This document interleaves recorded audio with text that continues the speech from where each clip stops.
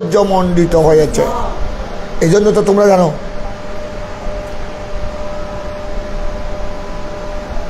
মুমিনের মধ্যে, মুসলমানের মধ্যে কাউকে বলা হয় মুমিনে কামেল। এই মুমিনে কামেল হলো যাদের ইসলাম কি সৌন্দর্যমণ্ডিত। আর কিছু আছে মুমিনে ফাসেক। এই মুমিনে ফাসেক মানে যারা একদিকে মুসলমানের ছেলে মুসলমান অথবা কলমা পড়েছে কিন্তু তার উত্তর দক্ষিণ ঠিক নাই, নাম কেউ আসতে মুসলমান, মুসলমানের ছেলে মুসলমান, নামাজ ঠিক নাই, ওযু ঠিক নাই, গোসল ঠিক নাই, রোজা ঠিক নাই, ইসলামী তাহজিব তমদ্দুন কিচ্ছু ঠিক নাই। কথা বুঝছো? সুন্নতে রসুলের প্রতি কোনো তোয়াক্কা নাই, আল্লাহ রসুলের নির্দেশনার প্রতি কোনো গুরুত্ব, যেমন ইচ্ছা তেমন চলে, তার লেনদেন কোনো ঠিক নাই, ব্যবসা বাণিজ্য ঠিক নাই, হালাল হারামের কোনো পার্থক্য নাই, তার ইসলাম কি সৌন্দর্যমণ্ডিত হয়েছে? এই জন্য এদেরকে বলা হয় মুসলিমে ফাসেক, মুমিনে ফাসেক। এরা মুমিনে কামেল নয়, আদ্বৈত মুসলমান। কথা বুঝছো? এইখানে এই সম্পর্কে বাবু হুসনে ইসলামিল মারে আবু সাঈদ আল খুদরি আমার নবীর প্রিয় সাহাবী, উনি বর্ণনাকারী। উনি বলছেন, উনি শুনেছেন আন্নাহু সামিআ রাসূলুল্লাহ সাল্লাল্লাহু আলাইহি ওয়াসাল্লাম ইয়াকুল, হাদিসে মারফু, আমার নবী থেকে তিনি শুনেছেন রাসূল পাক সাল্লাল্লাহু আলাইহি ওয়াসাল্লাম ने इरशाद फरमाया, इजा अस्लम अल अब्दु फहसुना इस्लामुहु। ए देखो, কোনো মানুষ इस्लाम कबूल कर लो, इस्लाम कबूल करार पर फहसुना इस्लामुहु, और उसका इस्लाम क्या हुआ? हसीन हुआ। उसका इस्लाम, तार इस्लाम, इस्लाम कबूल करार पर तार इस्लाम सौंदर्যমণ্ডিত হয়েছে। তার মানে সে ইসলাম কবুল করার পর দুনিয়ার আপনার বেহায়াপনাতে আর লিপ্ত হয় নাই। ইসলাম কবুল করার আগে বিধর্মী থাকাকালীন যেই সে জেনা, বদমাশি, শরাব, মদ ইত্যাদি যা তার দুশ্চরিত্র ছিল, এগুলো এমনভাবে পরিহার করেছে। আর ইসলাম কবুল করার পর এই সমস্ত সাইয়্যাত, এই সমস্ত গুনাহ নাফরমানি তাকে স্পর্শ করতে পারে নাই। এটার অর্থ হলো ফাহাসুনা ইসলামহু, ফাহাসুনা ইসলামহু। কেউ যদি মুসলমান ইসলাম কবুল করার পর তার ইসলাম যদি সৌন্দর্যমণ্ডিত হয়, তার জীবন যদি সৌন্দর্যমণ্ডিত হয়, তখন তার পরিণাম কি, ফল কি হবে?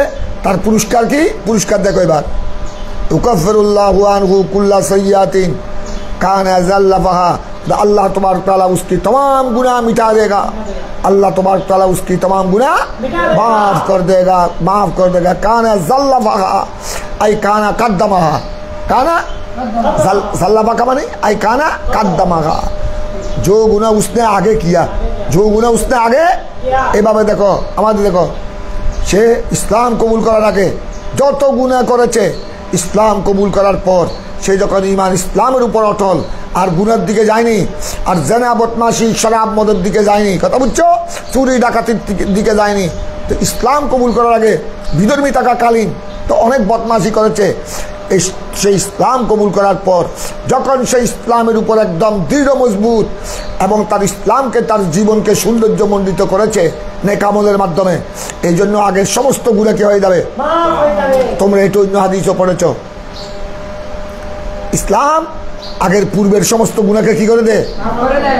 সমস্ত গুনাহকে হাদম করে দে। আল ইসলামু হাদামা মা কানা কাবলা, ইসলামের পূর্বে, ইসলাম কবুল করার পূর্বে যা সে গুনাহ, বদমাশি ইত্যাদি যা করেছে, এগুলোকে ইসলাম কবুল করার সাথে এগুলো কি হয়ে যাবে? ইসলাম হয়ে যাবে। তবে শর্ত আছে, যদি সে ইসলামের উপর কি থাকে? কায়েম থাকে, কায়েম থাকতে হবে। ওইটা তো আরেক প্রহসন হবে। অনেকেই কলমা পড়ে ওই মুসলমানদের থেকে কিছু সাহায্য পাওয়ার জন্য, কথা বুঝছো, বুটবাট করার জন্য এদিকে এদিক সেদিকে যাইয়ে পয়সা তুলে, আর তার কাছে নামাজ কলমা নাই, কিচ্ছু নাই, আদর্শ নাই, চরিত্র নাই, তো এটার কি জীবনের গুনাহ ক্ষমা হয়ে যাবে? এটা তো সে প্রহসন করলো। এটা তো ইসলাম কবুল করা মানে সে প্রতারণা করলো জাতির সাথে, আল্লাহর সাথে ইস্তেহজা করলো। এটা তো ইস্তেহজা বিদ্দিন হয়ে গেল, এটা তো ইস্তেহজা বিল্লাহি ওয়া বিরাসূলি হয়ে গেল। কথা বুঝছো? তো এই জন্য এই হাদিসের মধ্যে তার ব্যাখ্যা এসে গেল, ইসলাম তার পূর্বের সমস্ত গুনাহ মাফ করে দেবে। মানে কে? যার ফাহাসুনা इस्लाम, फाहसुना इस्लाम कबूल करने के बाद उसका इस्लाम क्या हुआ? उसका इस्लाम हसीन हुआ, उसका इस्लाम हसीन हुआ, उसका इस्लाम কামা হুকুহু, ওই ইসলাম পর অটল রাখা, মজবুত রাখা। আগের সমস্ত অন্যায় গুনাহ নাফরমানি তাকে কি করতে পারে নাই, স্পর্শ করতে পায় নাই। তখন আমার নবী ইরশাদ করেছেন ইউকাফিরুল্লাহু আনহু কুল্লা সাইয়্যাতিন, কুল্লা বলেছেন, কুল্লা কানা জাল্লা ফাকা জুসনে আগে কিয়া।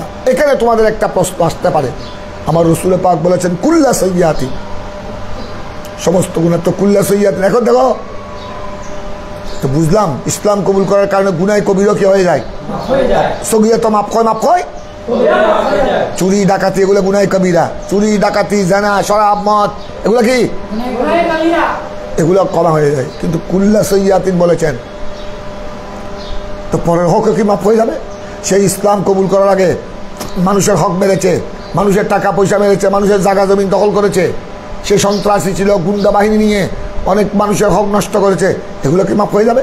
তোমরা তো হুকুকুল ইবাদের মসলা জানো, হুকুকুল ইবাদ অথবা পরিশোধ করতে হবে অথবা ক্ষমা নিতে হবে। পরিশোধ করতে না পারলে যার হক তাকে পরিশোধ করতে হবে, হক আদায় করার শক্তি না থাকলে ক্ষমা চেয়ে নিতে হবে, কারণ এগুলো হুকুকুল ইবাদ।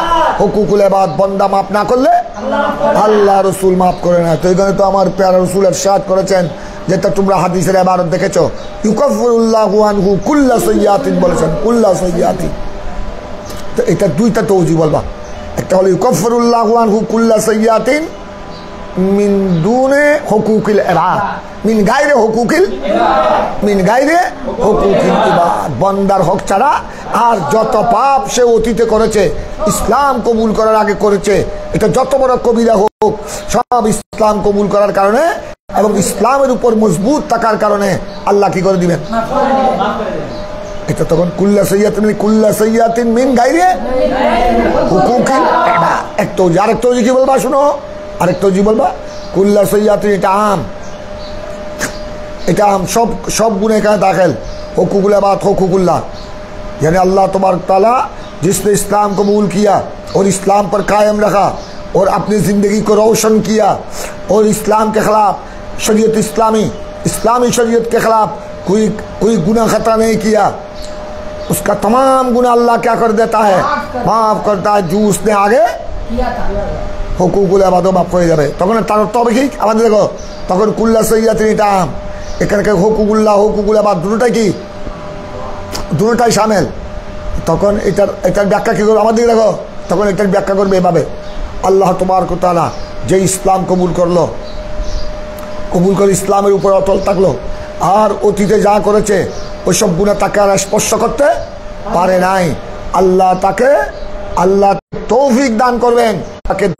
অথবা আরেক সূরত, অথবা আল্লাহ রাব্বুল আলামিন ওই যারা তার থেকে হক পাবে, যেসব বান্দা তার থেকে হক পাবে, তাদের অন্তরে আল্লাহ তার প্রতি একটা দয়া ঢেলে দিবেন, এই বান্দার প্রতি একটা দয়া ঢেলে দিবেন, রহমত ঢেলে দিবেন, সে সব ইচ্ছায় ওই বান্দাকে কি করে দিবে, মাফ করে দিবে। তো তুমি যদি তোমার শত্রুকে সে আসলো না, তোমার শত্রু আসলো না, তোমার থেকে যে কর্জ নিয়েছে, তুমি যার তাকে কর্জ পাবে, সে আসলো না, তোমাকে টাকাও পরিশোধ করে নাই, তোমার থেকে মাফও চাই নাই, কিন্তু আল্লাহর কি হুকুম, তুমি যখন তার কথা শুনেছ, হঠাৎ করে একজন থেকে, তার বাড়ির মানুষ থেকে একজন থেকে শুনলা যে ওই ব্যক্তির সকরাত চলছে, ওই ব্যক্তি বর্তমানে অসহায় অবস্থায়, অথচ সে তোমার কাছে তোমার হক আদায় করে নাই, তোমার থেকে ক্ষমা চাই না, এমনকি আশাও নাই, সৌজন্যমূলকও আশা নাই, তারপরে তার দুঃসময়ের কথা শুনে তুমি কি করলে, আল্লাহর ওয়াস্তে আল্লাহ আমি তোমাকে সাক্ষী করে বলছি, আমি তাকে কি করে দিলাম,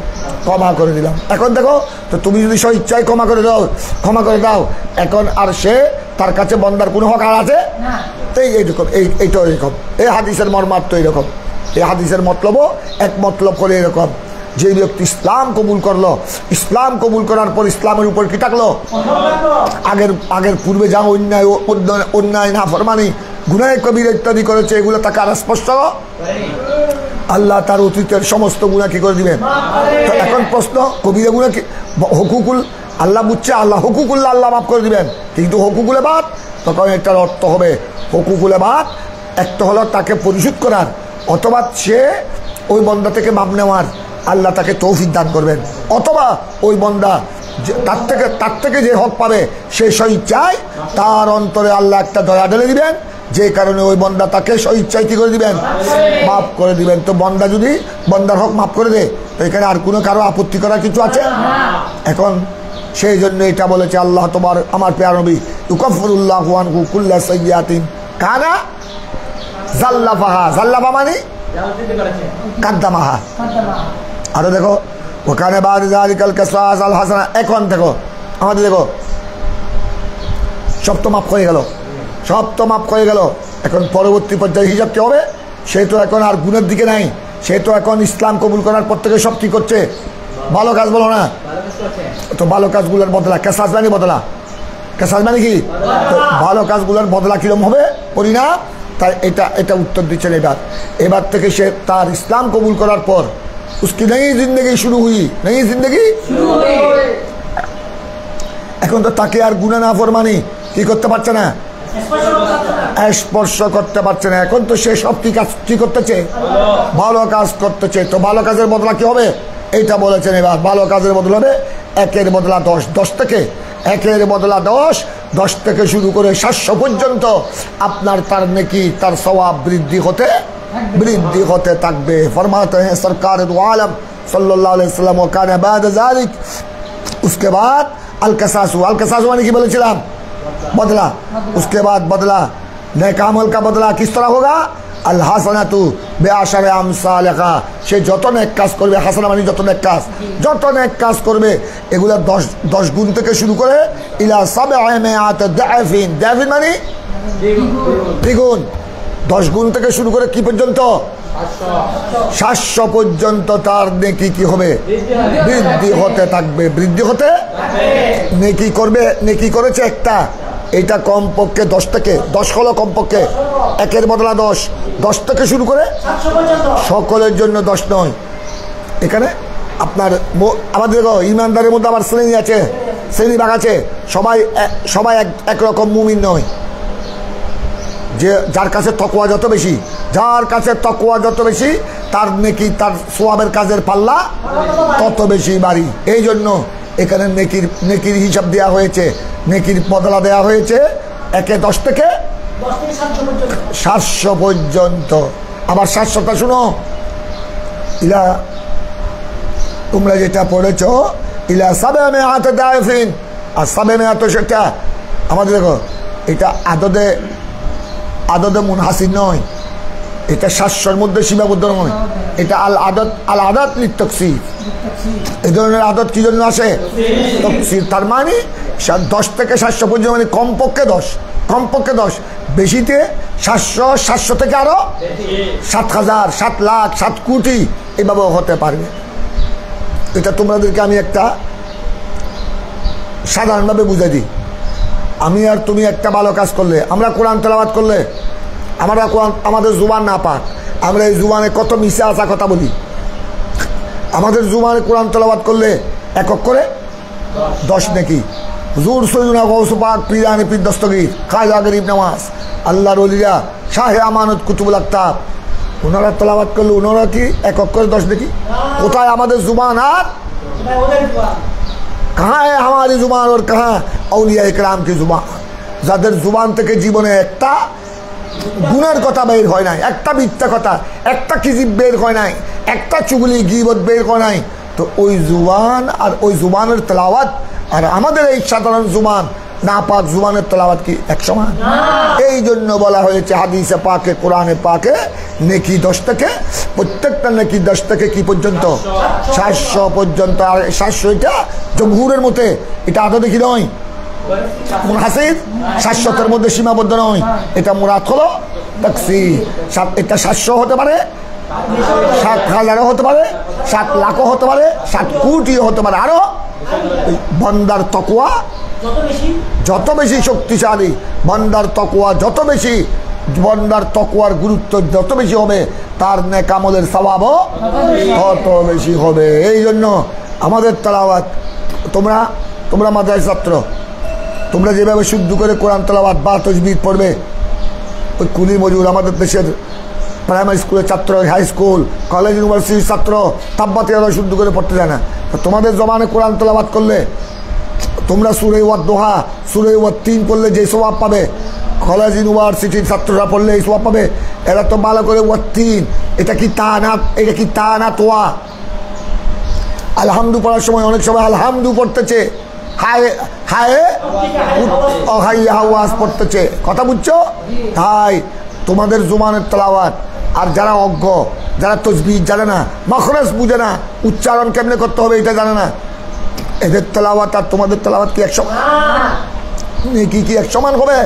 এই জন্য বলা হয়েছে আপনার যারা ইসলাম কবুল করার পর তার ইসলামকে সৌন্দর্যমণ্ডিত করেছে, সে আর গুনার দিকে, অতীতের গুনার দিকে আর ফিরে যায়নি। অর্থাৎ যখন এই সময় থেকে ইসলাম কবুল করার পর থেকে যত হাসানা, যত নেকি কাজ করবে, যত নেক আমল করবে, এগুলি 10 গুণ থেকে 700 গুণ পর্যন্ত বৃদ্ধি পাবে। এবং আর যদি কোনো গুনাহ করে ফেলে, মানুষ তো বন্দা, তো আমরা তো আর নবী বা ফেরেশতা নই। আমরা যখন বন্দা, আমাদের সাথে শয়তান তো লাগা আছে, নফস আম্মারা আছে, কথা বুঝছো? যদি কোনো গুনাহ হয়ে যায়, ইচ্ছাকৃত হোক অনিচ্ছাকৃত হোক, এটা আল্লাহর বড় দয়া। গুনাহ হয়ে গেলে কোনো মুসলমানের যদি গুনাহ হয়ে যায়, কিন্তু কে রাখবা, নেকির বদলা হলো 10 থেকে 700, কিন্তু গুনার বদলা হলো ওই তোমরা কোরআনে পাকে পড়েছো, ওয়াজাযাউ সাইয়্যাতিন সাইয়্যাতুম মিসলুহা, ওয়াজাযাউ সাইয়্যাতিন সাইয়্যাতুম মিসলুহা।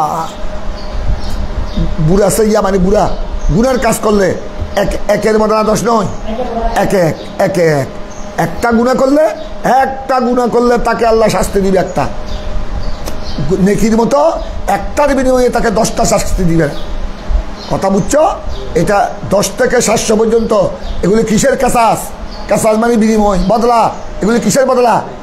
এগুলো হাসনা, এগুলো হাসনার বদলা। হাসনা মানে নেকি। কিন্তু আপনার সাইয়্যা গুনার বদলা কি নয়, 10 থেকে 700 নয়, এটা আল্লাহর দয়া। গুনার বদলা, গুনার শাস্তি হলো একে। তা যদি আল্লাহ মাফ না করে, তাও যদি আল্লাহ আর বান্দা যদি মাপ চায়, আল্লাহ যদি মাফ করে দেয়, তখন তো আর একে এক গুনার বদলায়, এক নাফরমানির বদলায় এক গুনাহ হবে না, বরং ইমানদারের গুনাহকে আল্লাহ, গুনাহ, এটা কোরআনে তোমরা পড়েছো, ইমানদারের গুনাহকে আল্লাহ, ইমানদার যদি খালিস নিয়তে তওবা করে, ইমানদার যদি নেক আমল করে, ইন্নাল হাসনাত ইউযহিবনাস সাইয়্যাত, আল্লাহর কোরআন, তার নেকিগুলা, তার গুনাহগুলাকে কি করে দে? ধুয়ে ফেলে, মোচন করে দে। যেইভাবে তোমরা দেখেছো তোমার গায়ে, তোমার জামাই টুবিতে পায়জামায় ময়লা হয়েছে, দুলবালু হয়েছে, যে মাত্র তুমি সাবনের পানি দিয়ে কি করবে? ওয়াশ করবে, ধুয়ে ফেলবে, আর ময়লা দুলবালু থাকবে, একদম ফ্রেশ হয়ে গেল। যেভাবে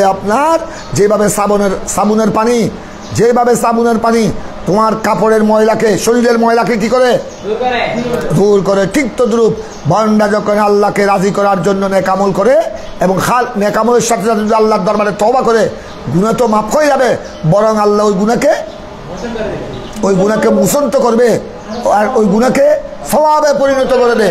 অর্থাৎ করেছে গুনাহ, কিন্তু এগুলাকে আল্লাহ সওয়াবে পরিণত করে, সাইয়্যাতকে হাসনাত দিয়ে পরিবর্তন করে, ইমানদারের আমল নামাকে আল্লাহ নেকি দিয়ে, সওয়াব দিয়ে কি করে দিবে? ভরপুর করে দিবে, পরিপূর্ণ করে দিবে। এইটা হলো যালিকা ফাদলুল্লাহ ইউতিহি, এইটা হলো আল্লাহর ফদল। আল্লাহর দয়ার কোনো সীমানা, আল্লাহর দয়ার কোনো সীমানা না। দেখো আল্লাহ কত বড় দয়াবান। নেক আমল করলে একে কমপক্ষে 10, বেশিতে যা দে, বেশিতে যা দে, আর গুনাহ করলে একে এক। তাও আবার বন্দা যদি তওবা করতে জানে, বন্দা যদি আবার ক্ষমা চায়, ওই একে এটা থাকবে, এটা তো কি হয়ে যাবে? মাফ তো হবে, মুসন তো হবে, আল্লাহ তো ক্ষমা করবে, আরো গুনাহকে আল্লাহ কি বানা দিবে? কিসে তবদিল করবে? সওয়াবে তবদিল করে দিবে। কত বড় দয়া, আল্লাহর কত বড় দয়া। দেখো, এই জন্য বলতে, দেখো ওয়াসাইয়াতু বিমিসলিহা, যে ইসলাম কবুল করেছে, ইসলামের উপর অটল আছে, যদি কোনো সময় সাইয়্যা হয়ে যায়, গুনার কাজ হয়ে যায়, তখন গুনাহের বদলা হবে ওয়াসাইয়াতু বিমিসলিহা। বিমিসলিহা মানে একের এক। গুনাহের মধ্যে 10 থেকে কি নাই, 10 থেকে শাসন নাই। হ্যাঁ, ইল্লা নিয়াতাজাওয়াজাল্লাহু আনহা। আবার তাও হলো একটা গুনার বিনিময়ে শাস্তি একটা পাবে কখন, যদি আল্লাহ ক্ষমা না করেন, যদি আল্লাহ তাজাউজ করেন। তাজাউজ মানে ক্ষমা করা। ইল্লা নিয়াতাজাওয়াজাল্লাহু আনহা। हाँ मगर अगर अल्लाह उससे तजावुज करे यानी अगर अल्लाह उस गुनाह को क्या कर दे, माफ कर दे, तखन तो एकेर बदला एकेर बदला एको থাকবে না। একটা গুনার কারণে একটা শাস্তি, এই বিধানও থাকবে না। এটা আল্লাহ কি করে দিবে, একদম মুসন্ত করবে আরো সওয়াবের পরিণত করে। এটাও তার আমলনামার মধ্যে কি হিসেবে রেকর্ড হবে, নেকি হিসেবে কি হবে, নেকি হিসেবে রেকর্ড হবে। কথা বুঝছো? ওই তোমরা এটা সে অপরাধ একটা করেছে, তুমি একদম রাগ করেছ, রাগ করে তাকে তোমার চাকরি থেকে, তার চাকরি থেকে ডিসচার্জ করে দিয়েছ, চাকরি থেকে তাকে বহিষ্কার করে দিয়েছ।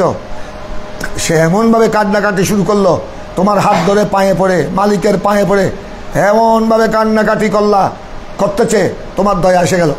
দয়া তো আসলো, দয়া এসে সে যে অপরাধ করেছে এটা তো আরো কি করে দিয়েছে। দয়া যখন আসলো, মালিক তাকে কি করে দিল, মাফ তো করে দিল। শুধু মাফ করে দিল তা নয়, আর বল যা তোর বেতন আরো 10,000 বাড়িয়ে দিলাম। খুশি হয়ে অপরাধ করেছে, যে দেখো অপরাধের বিনিময়ে আরো বেতন কি হয়ে গেছে। এইটাও এরকম, যার কাঁদিস না ধর, যার কাঁদিস না। প্রথমে তো বেতন 1 টাকা দেওয়ার কথা ছিল না, বেতন ছাড়া বহিষ্কার করে দিয়েছিল। এখন সে যখন ভালো করে কান্নাকাটি করেছে, এমনভাবে জুড়ে ধরছে মালিকের হাত এবং পা, মালিকের মধ্যে দয়া আসে গেল। বেতন তো দিল, আরো অপরাধও ক্ষমা করে দিল, আরো এই অপরাধের বিনিময়ে তাকে অপরাধ ক্ষমা করে আরো 5,000 টাকা এক্সট্রা দিল। যা আর কাঁদিস না, যা ভালো করে চাকরিতে লেগে যা, আর কোনোদিন এই অপরাধ করবি না। ঠিক তদ্রূপ বান্দা যখন গুনাহ করছে, আল্লাহর কাছে যখন সারেন্ডার হয়ে গেল, তওবা করলো, চোখের পানি ছেড়ে দিল, আল্লাহ এমনভাবে, আল্লাহ বান্দার চেয়ে আল্লাহর চেয়ে বড় দয়াবান কি আর কেউ আছে? হায় আল্লাহ তার গুনাহ তো ক্ষমা করবেন, আরো তার গুনাহকে হাসানা দিয়ে কি করবেন, হাসানা দিয়ে পরিপূর্ণ করে দিবেন। এই হলো আল্লাহর দয়া। ইল্লা ইয়াতাজাওয়াজাল্লাহু আনহা। পরের রাওয়ায়াতে দেখো, একে আবার রাসূলুল্লাহ সাল্লাল্লাহু আলাইহি ওয়াসাল্লাম, ইযা হাসানা আহাদুকুম ইসলামাহু ফাকুল্লু হাসানাতিন ইয়ামালুহা তুকতাবু লাহু বিআশরি আমসালিহা ইলা সাওয়াতি মিআতি দাইফিন ওয়া কুল্লু সাইয়্যাতিন ইয়ামালুহা তুকতাবু লাহু বিমিসলিহা। একে মজমুন, দুটো হাদিসের শব্দ বেশ কম, কিন্তু দুটো হাদিসের মর্মার্থ কি, দুটো হাদিসের একে মর্মার্থ। তারপর চলে আসো আরেকবার। কথা বুঝেছ তোমরা? ভাবুন, দেখো এখন এই বাপ দেখো, আহাব্বুদ্দিন ইলাল্লাহি আযজা ওয়া জাল্লা দুয়ামু। এটা হাদিসের অংশ, ইমাম বুখারীর এটা আদত, তোমরা জানো।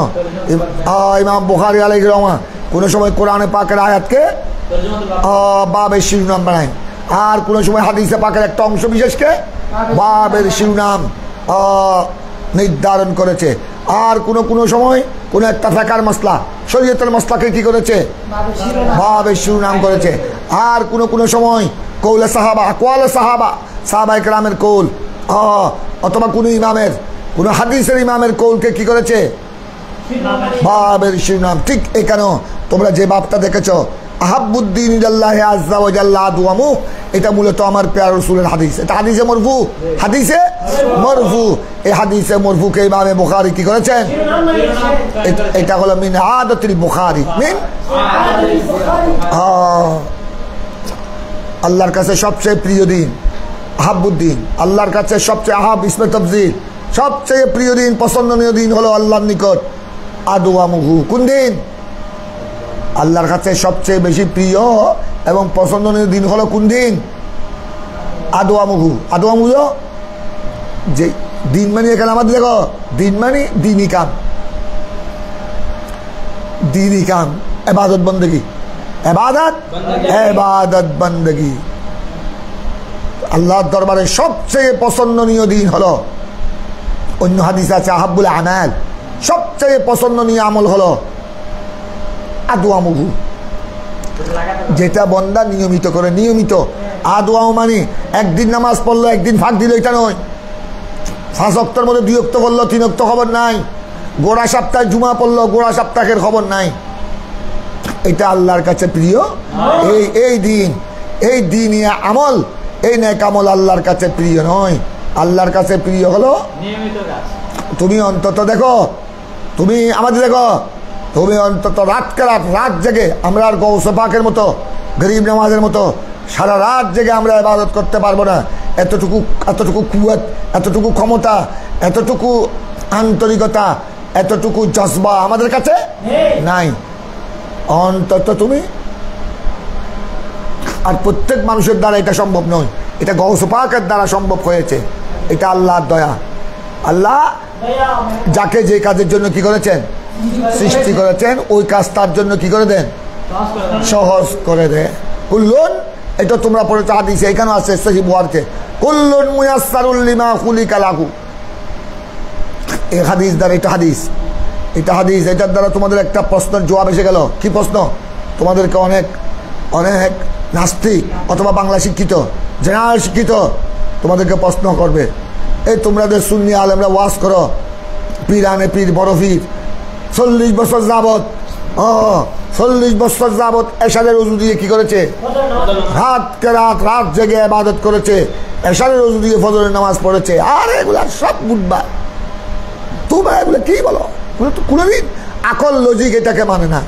কারণ একজন মানুষ 40 বছর তো বাধ্য। তোমরা ভালো করে খেয়াল করো, এক রাত যদি সবে বাড়ার সময় কদরে একটা রাত যদি আমরা রাত জেগে ইবাদত করি, তাকে 1 সপ্তাহ ঘুম গেল কি হয় না? 1 সপ্তাহ ঘুম গেল, তার টক মরে না, শরীর কাইল হয়ে যায়, অলসতা চলে আসে, এইভাবে পড়ে যায়। এক রাত যদি মানুষ সারা রাত জেগে যদি ইবাদত করে 1 সপ্তাহের ঘুমে তার কভার হয় না। আর বড় পীর তোমরা বলছো 40 বছর একাধারে আরো মাঝখানে কোনো ফাঁক ছাড়া এশারের ওযু দিয়ে কি পড়েছেন। এভাবে আমাদের ইমামে আজমের কত এসেছে ফতোয়ায়ে শামিতে, রদ্দুল মুখতারে, ইমাম ইবনে আবিদিন আশ-শামি উনি মুকাদ্দমার মধ্যে ফতোয়ায়ে শামির রদ্দুল মুখতারের মুকাদ্দমা ইমামে আজমের কত বলেছেন। ইমামে আজম সম্পর্কে এসেছে কোন রাওয়ায়াতে এসেছে 40 বছর, আর কোন রাওয়ায়াতে এসেছে 47 বছর, আর কোন রাওয়ায়াতে আরো বেশি। একাধারে এশারের ওযু দিয়ে সারা রাত জেগে মাঝখানে কোনো ফাঁক ছাড়া কি করেছেন, ইবাদত করেছেন। তো এগুলো কেমনে সম্ভব হলো? এই দেখো, এটার জবাবও আমার রাসূল অন্য হাদিস এটার জবাব হলো এটা হাদিস।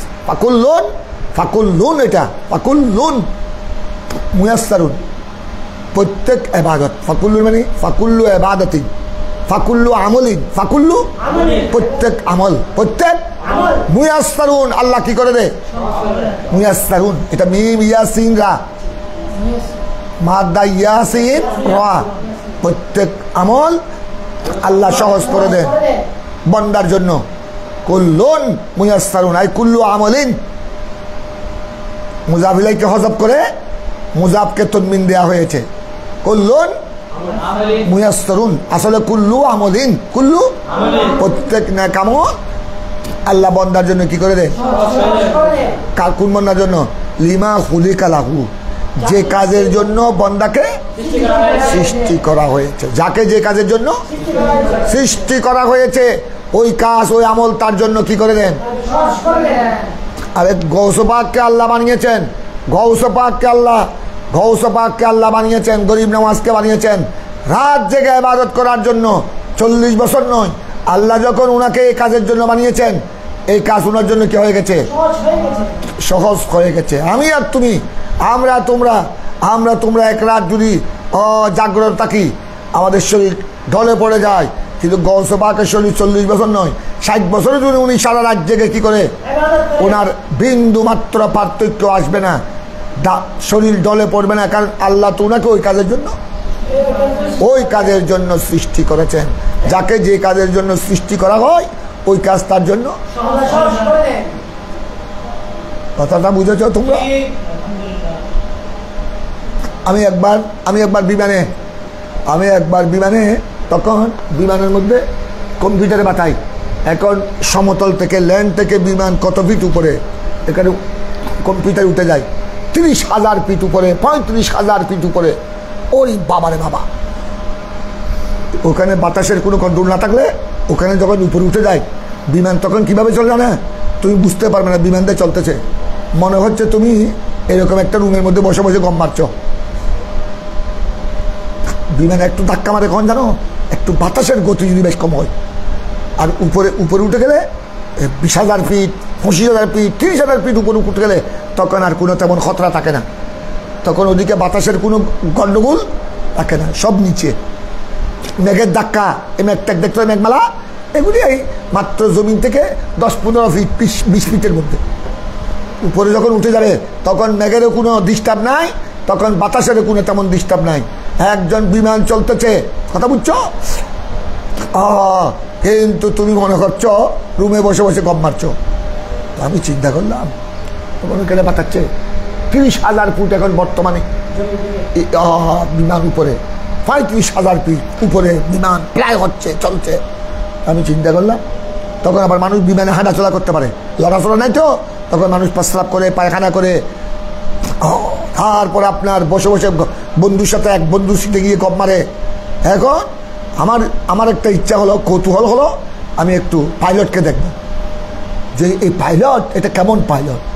এত বড় একটা জাহাজ, ওরা সমতল থেকে টনকে টন একটা বিরাট বিশাল এক বিমান। অনেক বিমান আছে আপনার দোতলা বিশিষ্ট, দোতলা, আমি দোতলা বিমানেও চলেছি। একটু বিমানকে নিয়ে 35,000 ফিট উপরে চলে আসতো একটা পাইলটটা কেমন। আমি গিয়ে ওখানে দেখলাম পাইলটের রুমটা আলটা, ওখানে সামনে থাকে, বিমানের সামনে থাকে। ওই সময় আবার পাইলটরা গপসপ মারে, তখন বিমানের মধ্যে তেমন খতরা থাকে না। একজন পাইলট কয়েকজন থাকে, একজন মেইন জায়গায় থাকে, আর একজন একটু গপসপ মারে একটু। মূল পাইলটকে আমি দেখলাম, আমি দেখে আশ্চর্য হয়ে গেলাম।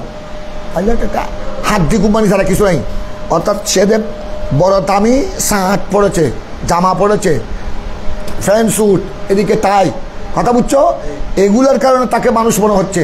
আমার মনে হয় তার কাপড় খুলে ফেললে সে হাড্ডি কোম্পানি ছাড়া করল একটা বড়। হ্যাঁ আল্লাহ, আমার চোখে পানি চলে আসলো, আল্লাহ তুমি এই মানুষ, এই হাড্ডি কোম্পানি, তাকে আল্লাহ তুমি সে দেয় এত বড় একটা বিমান, কত হাজার টনের একটা বিমান, সে আপনার ফ্লাই করে এক দেশ থেকে আরেক দেশে নিয়ে যাচ্ছে, 35,000 ফুট করে নিয়ে যাচ্ছে। আমরা তোমরা কল্পনা করলেও ভয় লাগে। আর সে এটাকে নিয়ে যাচ্ছে বাংলাদেশ থেকে আমেরিকা, আমেরিকা থেকে লন্ডন, কোথায় চিটাগাং থেকে আপনার জিদ্দা, কোথায় নিয়ে যাচ্ছে এটাকে দুবাই, আবুধাবি এয়ারপোর্ট। এটা তার জন্য কি হয়ে গেছে, আল্লাহ টাকা বানাইছে ওই কাজের, যাকে যে কাজের জন্য বানিয়েছে ওই কাজ তার জন্য কি হয়ে যায়।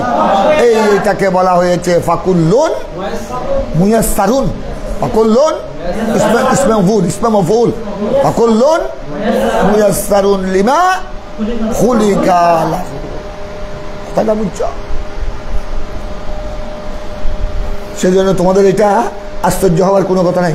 অনেকে বলে শরফুদ্দিন বোয়ালি কালান্দার, হযরত শরফুদ্দিন বোয়ালি কালান্দার রহমতুল্লাহ আলাইহি 3 36 বছর, 3 যুগ, 3 শুধু এভাবে আল্লাহর প্রেমে জঙ্গলে এভাবে দাঁড়িয়েছিল। আল্লাহর তজল্লি এভাবে দেখে দেখে এক দাঁড়ানোর মধ্যে, এক দাঁড়ানোতে 12 বছর দুনিয়ার হুঁশ আসলো। আবার আল্লাহর প্রেমে বিভোর হয়ে গেল, আরেক দাঁড়ানোতে 12 বছর পর হুঁশ আসলো। আবার আরেক আল্লাহর প্রেমে অচেতন হয়ে গেল। 36 বছর এক দাঁড়ানো অবস্থায় কেটে দিয়েছে। এক দাঁড়ানো অবস্থা, নোংরা নাই, চড়া নাই, হরকত নাই, উঠা নাই, বসা নাই, सिर्फ क़याम में, हालत क़याम में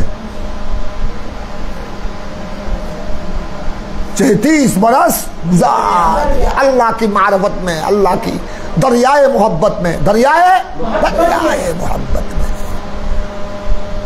अदरके बला गरीक फिल हुब, गरीकुन फी हुब्बिल्लाह, गरीकुन ওয়া হুব্বি রাসূলিহি সাল্লাল্লাহু। তো এটা কেমনে সম্ভব হলো? আল্লাহ তো উনাকে বানিয়েছে ওই কাজের জন্য, বলো না? উনার জন্য ওই কাজ কি হয়ে গেল?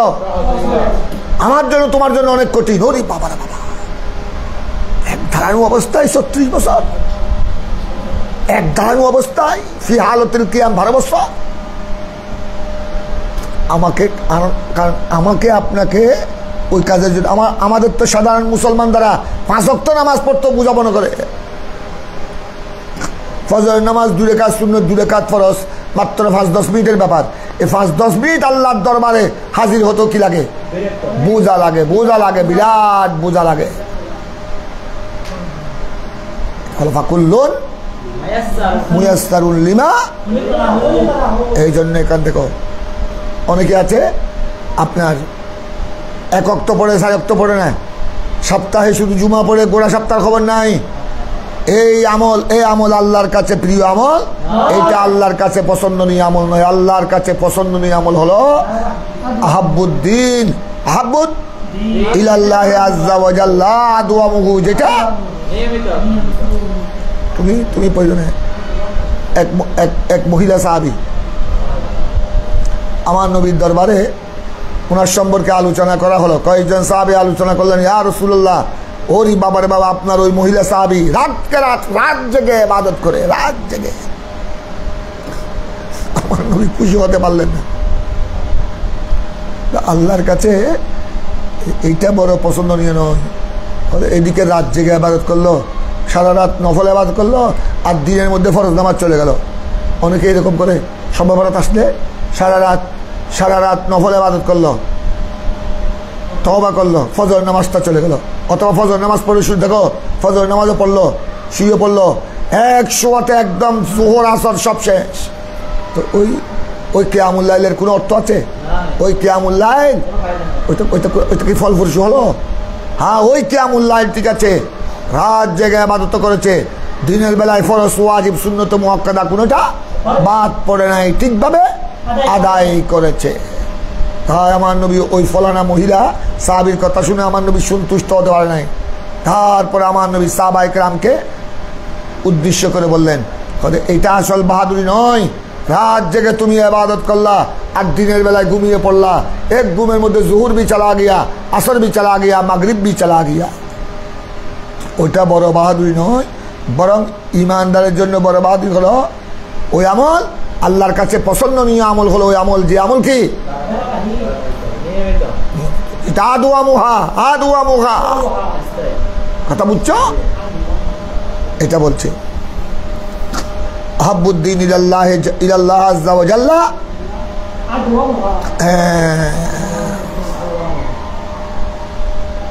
তারপর এই হাদিসের অর্থ এটা, ওই যেটা তোমরা পড়েছো, মতন পড়েছো, এক মহিলার কথা যেটা আমি বলে দিলাম। চলো এবার সামনে চলে আসো। তারপর বাবু, এই এখানে আচ্ছা, বাবু জিয়াদাতুল ঈমান, বাবু জিয়াদাতুল ঈমান ওয়া নুকসানি, এগুলা জবাব তোমাদেরকে দেওয়া হয়েছে, বাড়ি যাওয়া লাগে। বাবু জিয়াদাতুল ঈমান ওয়া নুকসানি তোমরা তো আগে পড়েছো। সৈয়দ ইমাম বুখারী এবং জমহুরে মুহাদ্দিসিনের মতে ঈমান জিয়াদত নুকসানকে কি করে?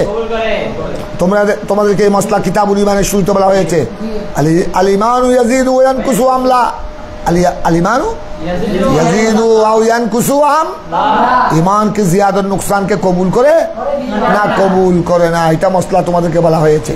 তো যেহেতু ইমাম বুখারীর মতে, ইমাম বুখারী, ইমাম মুসলিম, জমহুরে মুহাদ্দিসিনের মতে ইমাম শাফিঈ, ইমাম আহমদ বিন হাম্বল, ওনাদের মতে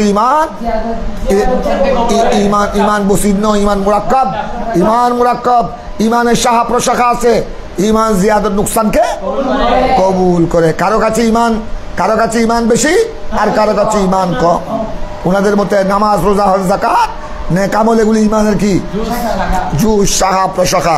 তো যার কাছে আমল বেশি তার ঈমান বেশি, যার কাছে আমল নাই তার ঈমান কমতি, তার ঈমান না। এই জন্য ইমাম বুখারী যেহেতু উনার মতে ঈমান জিয়াদত নুকসানকে কি করে, তাই উনি বাবের শিরোনাম করেছে বাবু জিয়াদতুল ঈমান ওয়া নুকসান। আমরা এটার কি জবাব দিব? আগে আগে ওনার আগে বাপটা পড়ে গেল, আগে হাদিস পড়ে ওয়াকাউলিল্লাহ আযজা ওয়া জাল্লা ওয়াকাউলিল্লাহ তাআলা। উনি ওই ওই জিয়াদতের আয়াতগুলো এনেছেন। ওয়াজিদনাহুম, আল্লাহ বলেছেন আমি তাদের হেদায়েতকে কি করি? বৃদ্ধি করি। হেদায়েত থেকে মুরাদ ঈমান। আরেক আয়াতে বলেছেন ওয়াজদাদুল্লাযিনা আমানু ঈমানা, আল্লাহ ঈমানদারের ঈমানকে কি করেন? ইয়াজদাদু। শব্দ কি? ইয়াজদাদু। আর আল্লাহ আবার আরেক জায়গায় বলেছেন ওয়াকাল মানে ক্বাল আল্লাহ আল-ইয়াওমা আকমালতু লাকুম দীনাকুম, তোমাদের জন্য তোমাদের দিনকে আমি কি করেছি? পরিপূর্ণ করেছি। তো আকমালতু থেকে বুঝা যায় ঈমান জিয়াদত নুকসানকে কবুল করে। তো এখন দেখো, তাই ইমাম বুখারী এই আয়াতের ব্যাখ্যায় বলছেন ফাইজা তারাকা শাইয়ান মিনাল কামাল, যেসব কারণে ঈমান কি হয়? পরিপূর্ণ হয়, কামাল হয়, ওখান থেকে যদি বন্দা কিছু কি করে দে? ছেড়ে দে, তখন ফাহুয়া নাকিসুন, তখন তার ঈমান কি হয়ে যাবে? নাকিস হয়ে যাবে। তো বোঝা গেল ঈমান জিয়াদত নুকসানকে কি করে? তো আমরা এইসব আয়াতের তোমাদেরকে এইসব আয়াতের জবাব আমি আগে দিয়ে ফেলছি। এইসব আয়াতের মুরাদ হবে কি? আমাদের এন্দাল হানাফিয়া হানাফি মুজাম মতে, ইমামে আজম এবং হানাফের মতে এবং মুতাকাল্লিমিনের মতে, মুহাক্কিকিনের মতে ঈমান, মূল ঈমান, আসলুল ঈমান, হাকিকতুল ঈমান, এটা জিয়াদত নুকসানকে কবুল করে না। বরং আসলুল ঈমান, হাকিকতুল ঈমান হলো বসিত মুফরাদ, তসদিক বিল কলবের নাম, তসদিক, এটা জিয়াদত নুকসানকে। তো এইসব আয়াতের ব্যাখ্যা আমাদের মতে এইখানে যেই আল্লাহ বলছেন আমি তাদের ঈমানকে জিয়াদা করি, তখন এটার অর্থ হবে তাদের ঈমানকে জিয়াদা করি মানে তাদের ঈমানকে বৃদ্ধি করি মানে তাদের ঈমানের সম্রাট ফলগুলা আমি কি করি? ঈমানের ফলগুলা এগুলাকে কি করি? ঈমানের ফল হলো আমাল, ঈমানের ফল হলো আমাল, আমাল কি করি? আমাল বৃদ্ধি করি। এখান থেকে মুরাদ সামরাতুল ঈমান, লা আসলুল ঈমান। এইসব আয়াতের মুরাদ হাকিকত ঈমান মুরাদ নয়। এইসব আয়াত থেকে মুরাদ কি? সামরাতুল ঈমান, যেটা তোমরা আগে পড়েছ। তারপর তোমরা হাদিসটা দেখো, এই দেখো এই হাদিস, ইয়াখরুজু মিনান নার, ইয়াখরুজু মিনান নার মান ক্বালা লা ইলাহা ইল্লাল্লাহ। বেঁধে দাও। ওইটা মনে হয় ইয়া করতেছে, ওই শিক্ষককে মারধর করছে, এটার প্রতিবাদ। এটা তারা করুক, তারা করলে আমাদের পক্ষ থেকে হয়ে যাবে। চাবি দেখো এই হাদিসটা এবার লক্ষ্য করো তোমরা। আন আনাস আন নবী সাল্লাল্লাহু আলাইহি ওয়াসাল্লাম قال ইয়াখরুজু মিনান নার মান ক্বালা লা ইলাহা ইল্লাল্লাহ। বসে যাও, পাত্তি দাও, চলে আসো। এই দেখো তোমরা হাদিসটা দেখো, সরকার ইসলামের ইরশাদ করেছেন যারা গুনাহ, এদিকে দেখো, যারা গুনাহের কারণে, যাদেরকে গুনাহের কারণে জাহান্নামে দেয়া হবে, যেসব মুমিন নাকেস ঈমান ছিল কিন্তু গুনাহ নাফরমানির কারণে, শরাব মদ জানা বদমাশির কারণে যাদেরকে জাহান্নামে নিক্ষেপ করা হয়েছে, তাদেরকে পরবর্তী পর্যায়ে ঈমানের কারণে জাহান্নাম থেকে কি করবে? এই দেখো ইয়াখরুজু মিনান নার, আল্লাহ তোমার তাআলা জাহান্নাম থেকে বের হয়ে যাবে। ইয়াখরুজু মিনান নার, জাহান্নাম থেকে বের হয়ে যাবে। মন হলো ইয়াখরুজুর ফাইল, কোন ব্যক্তি? ওই ব্যক্তি মান ক্বালা লা ইলাহা ইল্লাল্লাহ, যে কি বলেছে? তার মানে আল্লাহকে বিশ্বাস করেছে। ওয়াফি কলবিহি ওয়াজানু শাইরাতিন মিন খায়র, যার কলবে, দেখো যার কলবে ওয়াজানু শাইরাতিন, শাইর বুঝো? শাইরুন জব বুট্টা, যার কলবে বুট্টা পরিমাণ মিন খায়র, এখানে মিন খায়র মানে মিন ঈমান। অন্য রওয়ায়াতে এসেছে মিন খায়রিনের জায়গায় মিন ঈমানিন, যার কলবে আপনার ভুট্টার দানা বরাবর কি আছে? ঈমান আছে। তাকো আল্লাহ তাবারক ওয়া তাআলা সেও জাহান্নামে শাস্তি ভোগ করার পর জাহান্নাম থেকে বের হয়ে আসবে, জাহান্নাম থেকে ইয়াখরুজু মিনান নার। আরো দেখো ইয়াখরুজু মিনান নার মান ক্বালা লা ইলাহা ইল্লাল্লাহ ওয়া ফি কলবিহি ওয়াজানু বুররাতিন মিন খায়র। আরো বলেছেন যার কলবে প্রথমে পড়েছে ওয়াজনু শাইরাতে ভুট্টা, আর বুররা, বুররা হলো গম, গম গমের দানা ভুট্টা থেকে আরো ছোট নয়। যার কলবে আপনার গমের দানা পরিমাণ কি থাকবে? ঈমান থাকবে, তাকেও আল্লাহ তাবারক ওয়া তাআলা জাহান্নামে শাস্তি ভোগ করার পর সেও জাহান্নাম থেকে কি পাবে? মুক্তি পাবে, জাহান্নাম থেকে বের হয়ে আসবে। এটা তোমরা বিগত হাদিস পড়েছ, তাদেরকে জাহান্নাম থেকে বের হয়ে একটা নহরে হায়াত, নহরুল হায়া বা নহরুল হায়াত, ওই নহরুল হায়াতের মধ্যে তাকে কি করা হবে? গোসল দেওয়া হবে। ওখানে গোসল, সে তো জাহান্নামে শাস্তি ভোগ করেছে, জাহান্নামের আগুনে গোড়া শরীর কি হয়ে গেছে? কালো কালো হয়ে গেছে, তার গোড়া শরীর বিকৃত হয়ে গেছে। আবার যখন তাকে জাহান্নামের আগুন থেকে বের করে যখন নহরুল হায়া বা নহরুল হায়াতের মধ্যে কি করা হবে?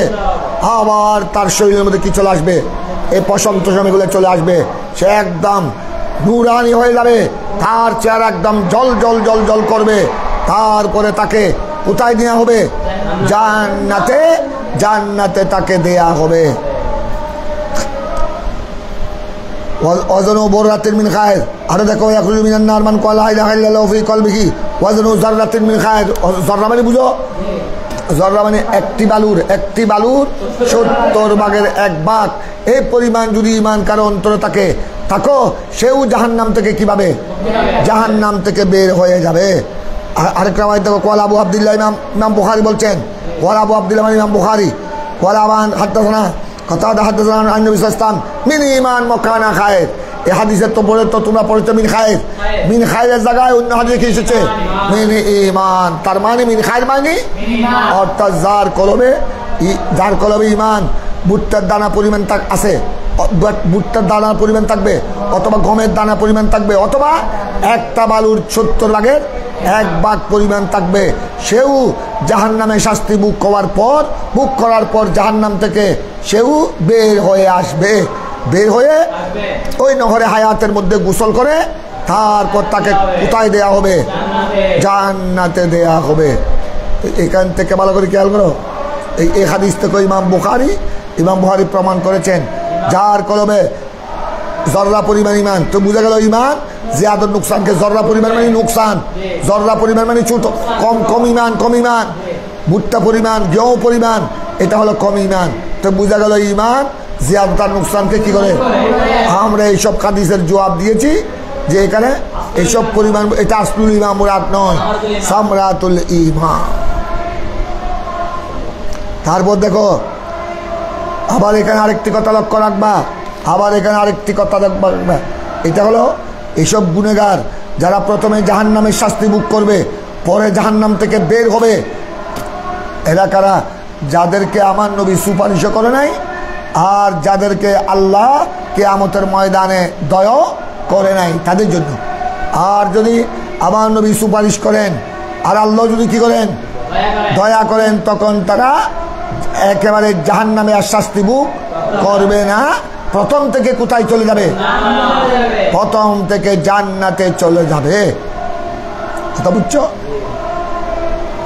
তারপর তোমরা একটু লক্ষ্য করো, পরে হাদিসটা দেখো, আন ওমর ইবনে খাত্তাব, ফারুক আজম থেকে বর্ণিত ও হাদিসটা দেখো, আন্না রাজুলান মিনাল ইয়াহুদ ক্বালা লাহু ইয়া আমিরাল মুমিনিন আয়াতুন ফি কিতাবিকুম তাকরাউনাহা আলাইনা মাশাল ইয়াহুদ নাজালাত লাত্তাখাযনা যালিকাল ইয়াউম ঈদান ক্বালা আইয়ু আয়া ক্বাল আল ইয়াউমা আকমালতু লাকুম দীনাকুম ওয়া আতমামতু আলাইকুম নি'মাতি ওয়া রাদিতু লাকুমুল ইসলাম দীনা। এবার দেখো তোমরা, ওমর ইবনুল খাত্তাব থেকে হাদিস বর্ণিত, এই হাদিসটা তোমরা ভালোভাবে দেখে নাও, এই হাদিসটা তোমাদের জন্য অত্যন্ত জরুরি। এরা তো এই বাতিলরা, এই ওয়াহাবি, খারেজি, এই সলফি, এই আহলে হাদিস, এরা ঈদে মিলাদুন্নবী কোরআন হাদিসে তালাশ করে পায় না। এরা শুধু বলে গোড়া বৎসরে মিলি ঈদ কয়টি? শুধু একটা ঈদ উল ফিতরে আর একটা ঈদ উল আদহা, তৃতীয় কোনো ঈদ বলতে নাই। এই দেখো বুখারীর হাদিস। এই জন্য তো আমাদের আল্লামা আরশাদুল কাদরি বলেছেন, ये वहाबी लोग बुखारी पढ़ते हैं मगर बुखारी समझते नहीं। এরা শুধু পৃষ্ঠা উল্টায়, এরা শুধু ফাড়া উল্টায়। এই দেখো বুখারী প্রথম ফাড়ার হাদিস, আমার হাদিসটা আমার থেকে শুনো, তারপর অর্থ তোমরা বলতে পারবে। উমর ফারুক আজমের সাথে একজন ইহুদির সাথে দেখা হলো। এক ইহুদি সেও আবার আলেম, তৌরিতের আলেম, সে আবার ভালো জ্ঞানী। সে উমর ফারুক আজমের সাথে কথা দেখা হলো। এবার বললেন, আই উমর ইবনে খাত্তাব, আপনাদের কোরআনে আপনাদের উপর যে এমন একটি আয়াত নাজিল হয়েছে, এইটা যদি আমরা ইহুদিদের উপর কি হতো, এটা কিন্তু এই আয়াত কিন্তু আমাদের তৌরিতে নাই, এটা আমাদের নবীর উপর কি হয় নাই। এই আয়াতটি যদি আমাদের উপর নাজিল হতো, আমরা ওই দিনকে কি বানাতাম, ঈদ বানাতাম। লাত্তাখাযনা হাযাল ইয়াওম ঈদা। ফারুক আজম জিজ্ঞাসা করলেন উমর ইবনে খাত্তাব, ওইটা কোন আয়াত? হয়তো এইটা আয়াত হলো যেটা আপনাদের কোরআনে আছে, আল ইয়াওমা আকমালতু লাকুম দীনাকুম ওয়া আতমামতু আলাইকুম। গোড়া আয়াতটি পড়ে শোনালেন। কারণ ইহুদি আবার আলেম ছিল, ইহুদি আবার আমাদের কোরআনের জ্ঞানও তার কাছে ছিল। সেই ফারুক আজমের সামনে এই আয়াতটি, সম্পূর্ণ আয়াতটি পড়ে শোনালেন। তখন উমর ফারুক আজম কি বলেছেন শুনো। আরে শুনো শুনো, ফারুক আজম কি কথা বলেছেন ইহুদিকে, এই ইহুদি তুমি কি বললা? আরে আমাদের মুসলমানের জন্য শুধু দুইটি, আমাদের মুসলমানের জন্য তুমি আরেকটা ঈদ বানাবার কে তোমাকে এই ক্ষমতা কে দিয়েছে? ঈদ তো বলি ইসলামের মধ্যে ঈদ হলো, তুমি এইসব আবুল তাবুল কথা কেন বলছো? যে আমাদের উপর এমন একটি আয়াত নাজিল হয়েছে, ওই আয়াত যদি তাদের উপর কি হতো, তোমাদের উপর নাজিল হতো, তোমরা ওই দিনকে ঈদ বানাতে, ঈদ হিসেবে পালন করতে। এইসব আবুল তাবুল কথা কেন বলে? এটা বলেছে। বরং উমর ফারুক আজম তার কথাকে সমর্থন করে বললেন, হ্যাঁ আমি জানি ওইটা কোন দিন নাজিল হয়েছে, এটা আমার সব জানা আছে। ওইটা নাজিল হয়েছে আরফাতের দিন, জিলহজের 9 তারিখ, এবং ওই দিন ছিল ইয়ৌমুল জুমা। ওই দিন ছিল এটা হাজ্জাতুল বাদা। 10ম হিজরিতে আমার নবী লক্ষাধিক সাহাবায়ে কেরামকে নিয়ে হজ করেছেন। এই আরফাতের ময়দানে আপনার এই আয়াত কি হয়েছে? ওই দিন ছিল জিলহজের 9 তারিখ, ইয়ৌমে আরফা, সাথে সাথে ইয়ৌমুল জুমা। আমি ওই দিন সম্পর্কে আমার ভালোভাবে জানা আছে। তো উমর ফারুক আজম ইহুদির কথাকে কি করে নাই, রদ প্রত্যাহার। আবার এটা দেখো, এই পর্যন্ত হলো প্রথম পারা। আবার তিরমিজির মধ্যে হাদিস পাবা ইবনে আব্বাসের, আব্দুল্লাহ বিন আব্বাস আরেকটু ক্লিয়ার করে বলেছেন। একে হাদিস ইবনে আব্বাস বলেন, হ্যাঁ আমি জানি ওই দিন আমাদের জন্য, তুমি তো বলছো ওই আয়াত তোমাদের উপর নাজিল হলে তোমরা ওই দিনকে কি মানাইতা, ঈদ মানাইতা। আরে আমাদের উপর, আমরা তো ওই দিন এই আয়াতটা আমাদের উপর নাজিল হয়েছে, ওই দিন আমাদের জন্য 2 ঈদ ছিল। ইবনে আব্বাস রাইসুল মুফাসসিরিন আব্দুল্লাহ ইবনে আব্বাস বলেন, ওই দিন আমাদের জন্য কয় ছিল? একটা হলো ওই দিন ওইটা আয়াত নাজিল হয়েছে হজের দিন, ইয়ৌমে আরফা। হজের দিনও বিশ্বের মুসলমানের জন্য কিসের দিন? আর একটা হলো ওই দিন ছিল জুমার দিন। সুতরাং ওই দিন তো আমরা দুইটা পালন করি, 2 ঈদ পালন করি। তো এই উমর ফারুক আজম আর আব্দুল্লাহ বিন আব্বাস দুজন প্রখ্যাত সাহাবী, এই 2 জন প্রখ্যাত সাহাবী এই কথা প্রমাণ করে দিলেন। একজন রাইসুল মুফাসসিরিন, আরেকজন খোলাফায়ে রাশেদার অন্যতম ইসলামী জগতের 2য় খলিফা। 2 জনের অভিমত, 2 জনের উক্তি থেকে প্রমাণ হয়ে গেল যে ইসলামের মধ্যে শুধু 2 ঈদ কি নয়, সীমাবদ্ধ মুনহাসির নয়। 2 ঈদ ছাড়াও ঈদুল আযহা, ঈদুল ফিতর ছাড়াও আরো কি আছে? আরো ঈদ আছে। ইয়ৌম আরফা, এটাই মুসলমানের জন্য কিসের দিন? ঈদের দিন। ইয়ৌমুল জুমা, এটাও মুসলমানের জন্য কিসের দিন? হ্যাঁ, আল্লাহর বিশেষ যেদিন আল্লাহর বিশেষ রহমত নাজিল হয়, এইটা ইয়ৌমুল ঈদ। মুসলমানের জন্য শুধু 2 ঈদ। 2 ঈদ এটার মধ্যে কি নয়, এটা সীমাবদ্ধ হলে আমার নবী ইয়ৌমুল জুমাকে কোনোদিন মুসলমানের জন্য কি বলতেন না?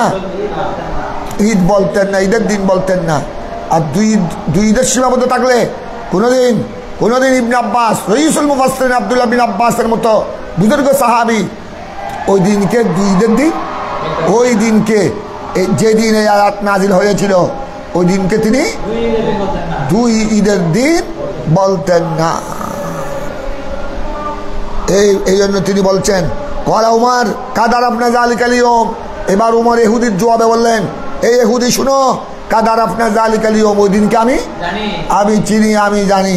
ওই দিন ছিল, এবং শুধু দিন নয়, ওয়াল মকান, মকানকে চিনি, স্থান, যে স্থানে এই আয়াত নাযিল হয়েছে, হদে মকান আল্লাযী নাযালাত ফিহি আলান নবী সাল্লাল্লাহু আলাইহি সাল্লাম, যেদিন এবং যে স্থানে এই আয়াত আমার নবীর উপর কি হয়েছে, আমি ওই দিনকেও চিনি, ওই স্থানকেও চিনি। এবার উমর ফারুক আজম বললেন, হযরত তখন আমার নবী ছিলেন ওহুয়া কায়েমুন বিআরফা, আমার নবী তখন আরফা ময়দানে, ওই দিন ছিল হজের দিন, জিলহজের 9 তারিখ, আমার নবী ছিল কোথায়, আরফাতের ময়দানে, এবং ওই দিন ছিল ইয়ৌমু জুমা। আমি ওই দিনকেও জানি এবং ওই স্থানকেও জানি, যে স্থানে আয়াত, ওইটা স্থান ছিল কি, আরফা। সামনের হাদিস দেখো, বাবু যাকাত মিনাল ইসলাম। ইমাম বুখারী সাবিত করলেন যে যাকাত ইসলামের একটি অংশ, নামাজ যেরকম ইসলামের অংশ, সৌমু রমজান, রমজানের রোজা যেভাবে, হজ্জে বাইতুল্লাহ যেভাবে, ওয়া যাকাতু মিনাল ইসলাম, যেহেতু আল্লাহ বলেছেন ওয়াকিমুস সালাত ওয়া আতুজ যাকাত, তোমরা নামাজও কায়েম করো। আল্লাহ যাকাতকে ইমাম বুখারী কিভাবে ইস্তেদলাল করেছেন, ইমাম বুখারীর যুক্তি দেখো, খোদা আল্লাহ যাকাতকে ওয়াকিমুস সালাত, নামাজের সাথে কি করেছেন, নামাজের সাথে মিলিয়ে সংযুক্ত করেছেন, নামাজের সাথে সাথে বলেছেন যাকাতের কথা, যেখানে আকিমুস সালাত বলেছেন সেখানে ওয়াতুজ যাকাতও বলেছেন। সুতরাং যদি নামাজ যদি মিনাল ঈমান হয়, আর সালাত যদি মিনাল ঈমান হয়, যাকাতও কি হবে, মিনাল ইসলাম হবে। যেহেতু নামাজ যেরকম মিনাল ইসলাম, ইসলামের অংশ বিশেষ, যাকাতও আমাদের উত্তর হবে এগুলা ঈমান, ইসলাম, এগুলা মিন লা মিন আসলিল ঈমান, লা মিন বাল আসসালাতু ওয়াজ যাকাতু মিন সামারাতিল ঈমান ওয়াল ইসলাম। কওলি তাআলা মা উমিরু ইল্লা লিয়াবুদুল্লাহ মুখলিসিনা লাহুদ্দিন হুনাফা। এই দেখো এখানে ওয়ায়ুকিমুস সালাত ওয়ায়ুতুজ যাকাত, যাকাতের কথা আল্লাহ কিসের সাথে বলেছেন, ওয়ায়ুকিমুস সালাতের সাথে, ওয়া যালিকা দীনুল কাইয়্যিমা। আরো দেখো এখানে আল্লাহ তাবারক তাআলা নামাজ কায়েম করা, যাকাত প্রদান করা, এটাকে বলেছেন ওয়া যালিকা দীনুল কাইয়্যিমা, এটা মজবুত দিন, মজবুত দিন। তো বোঝা গেল নামাজ আদায় করা, নামাজ কায়েম করা, যাকাত প্রদান করা, এটা দ্বীনের কি, দ্বীনের অংশ। কাজে আল্লাহ বলেছেন ওয়া যালিকা দীনুল কাইয়্যিমা, দীনুল কাইয়্যিমা। এখান থেকে ইমামে বুখারী এবং জমহুরে মুহাদ্দিসিন তাদের ইস্তেদলাল, তারা একথা প্রমাণ করেছে যে সালাত, একামতে সালাত, ইতায়ে যাকাত, এটা দ্বীনের, দ্বীন মানে ঈমান, দ্বীন মানে কি, দ্বীনের এটা কি অংশ। আমরা এটার উত্তর দিব ওয়া যালিকা দীনুল কাইয়্যিমা, মানে এটা দ্বীনের সামরা, দ্বীনের সামরা।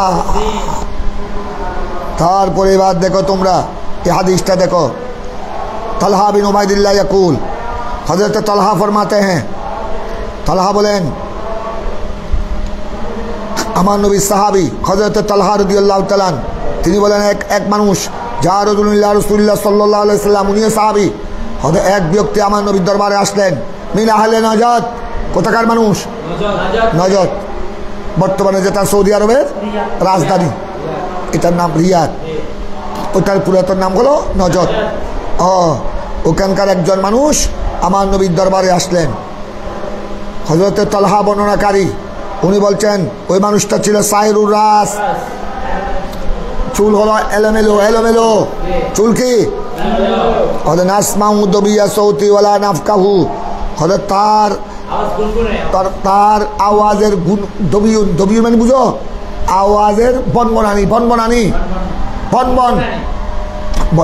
একজন মানুষ যদি আপনার হইচই করে, কিন্তু তুমি তার বাক্য বুঝতেছো না, কিন্তু আওয়াজের গনগন আহত বনবনি এটা শোনা যাচ্ছে।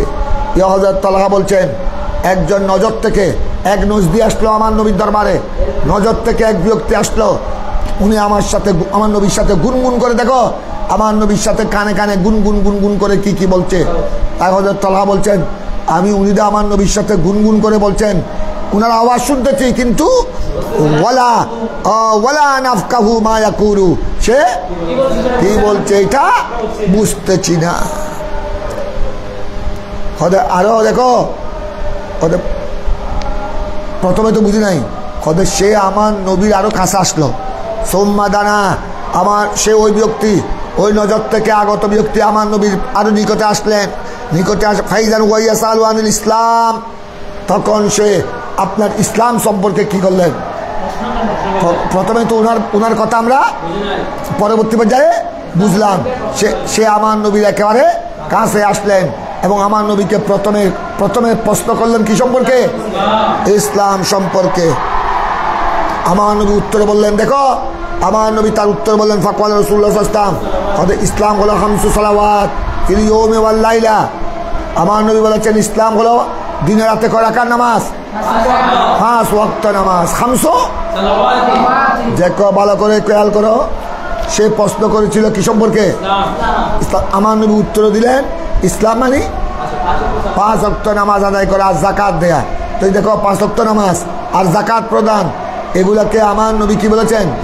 ইসলাম বলেছেন। এখান থেকে ইমামে বুখারী এটা প্রমাণ করেছেন যে নামাজ আর যাকাত এগুলি মিন জুজিল ইসলাম, মিন জুজিল ইসলাম, মিন জুজিল ঈমান।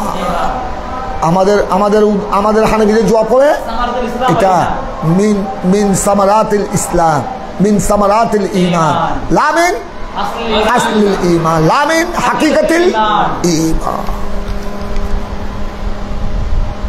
ফকওয়ালা, এবার ওই ব্যক্তি দেখো আমার নবীতে বললেন, সে প্রশ্ন করেছিল ইসলাম সম্পর্কে।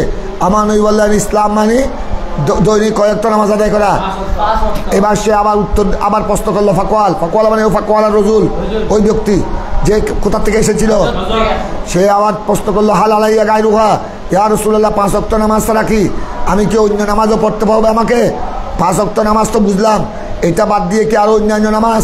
আমার নবী বললেন কোয়ালের ফাইল আমার নবী লা, তুমি ডেলি দৈনিক 5 ওয়াক্ত নামাজ হলো ফরজ, এটার বাদে আর কোনো ফরজ নামাজ নাই। তবে হ্যাঁ ইল্লা আন তাতাওয়া, ইল্লা আন তাতাওয়া হবে সবে, তবে হ্যাঁ তুমি চাইলে নফল হিসেবে এই 5 ওয়াক্তের বাইরে নফল হিসেবে পড়তে পারো, তবে এই 5 ওয়াক্তের বাইরে আর কোনো ওয়াক্ত ফরজ নাই।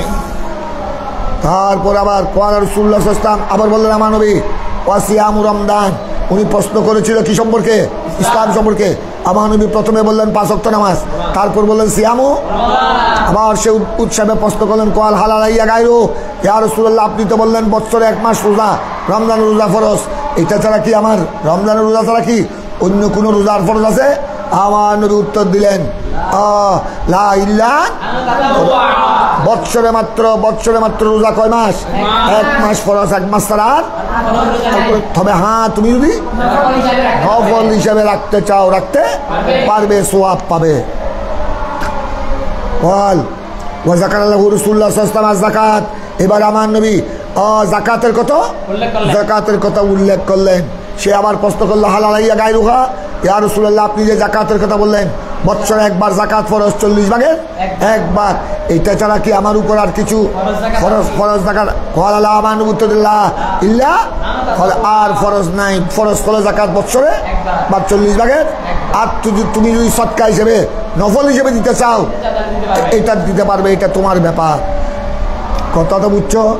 এবার দেখো কোয়াল রাবি তলহা, হযরত তলহা বলছেন ফাআত বারা রজুল, ওই ব্যক্তি ওই নজর থেকে যে ব্যক্তি এসেছে আমার নবীর সাথে কথাবার্তা বলেছে, ফাআত বারা মানে ফিরে যাওয়া, সে ফিরে যাচ্ছে। ওহুয়া ইয়াকুল, এটা বলে ফিরে যাচ্ছে। ওহুয়া ইয়াকুল, হুয়ার মধ্যে ওই ব্যক্তি এটা বলে ফিরে যাচ্ছে।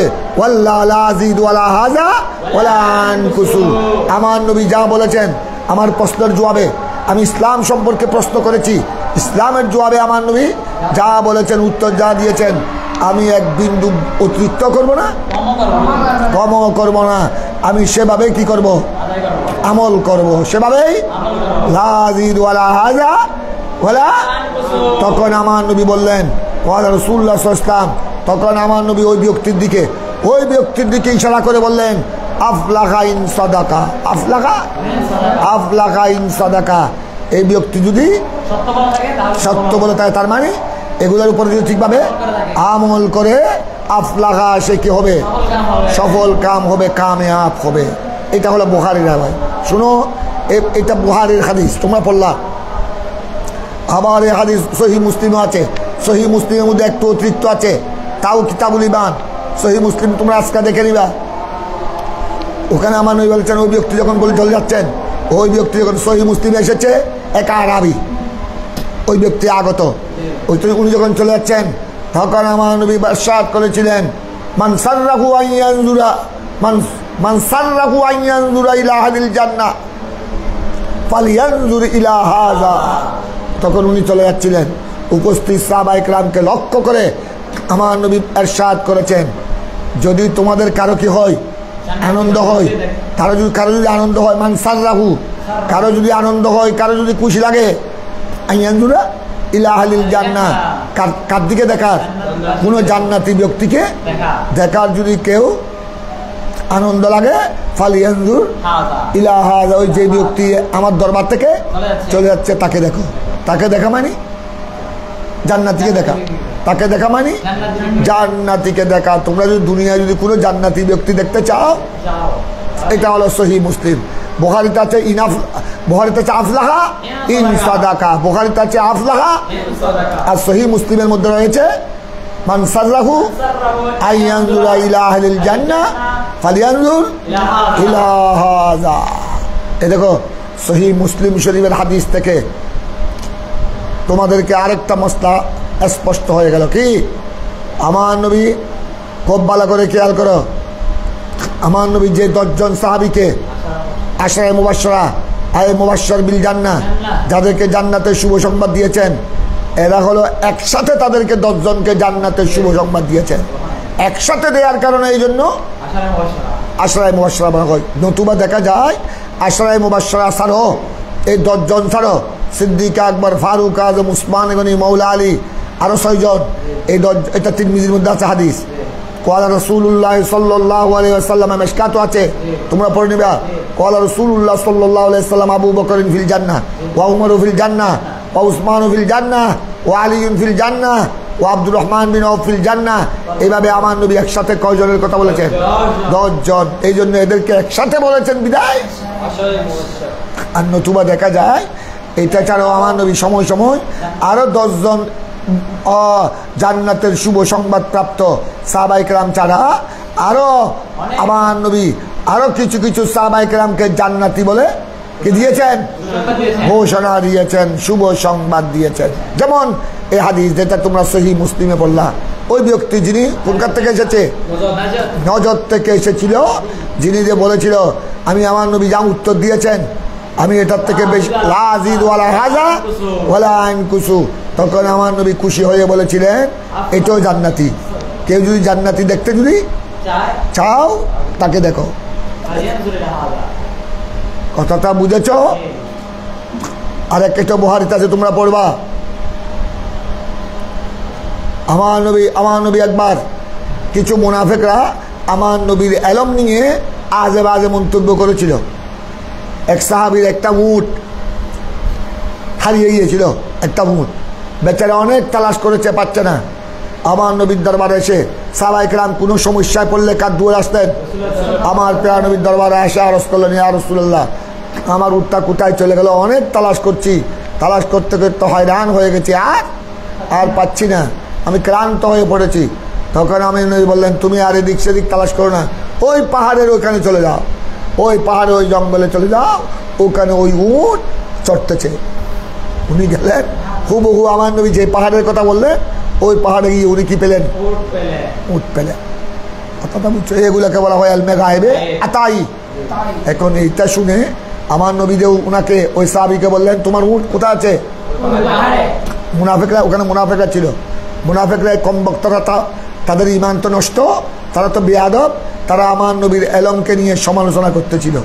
ওদের দেখো, মুহাম্মদ বিন আব্দুল্লাহ, আমরা যে উনার সামনে আছি, আমরা যে আসলে উনার সাহাবী নই, আমরা হলাম মুনাফিক, আমরা ভিতরে কোনো ঈমান নাই, আমরা এগুলি ওনার সাথে প্রতারণা করছি, আমরা ওনার পিছনে নামাজ পড়ছি, কলমা পড়ছি, ওনাকে দেখলে সালাম দিচ্ছি, এগুলি হলো সাহাবীরা যেন আমাদের, ওনার সাহাবীরা যেন আমাদের কি মনে করে? মুসলমান মনে করে। এবং আপনার গনিমতের মাল আসলে, যুদ্ধ থেকে, জাহাদ থেকে মুসলমানরা বিজয় হলে গনিমতের মাল আসলে যেন আমাদেরকেও মুসলমান মনে করে, আমরা যেন কি পাই। এই জন্য আমরা এগুলো কি করছি, বুটবাট করছি। আমরা আসলে আমরা ইমানদার নয়, সত্যিকার অর্থে আমরা কলমা আমরা মুখে পড়ছি, অন্তরে কি নাই, অন্তরে আল্লাহ নাই, রসুলও নাই। আমরা উনার সামনে আমরা কয় নম্বরের মুসলমান এটা উনি জানে না। আর কোথায় এই সাহাবীর উট কি আছে, আটকে আছে, এটা উনার কি আছে। ফলে এগুলো সব বুটবাট করতেছে, সব বুটবাট করতেছে।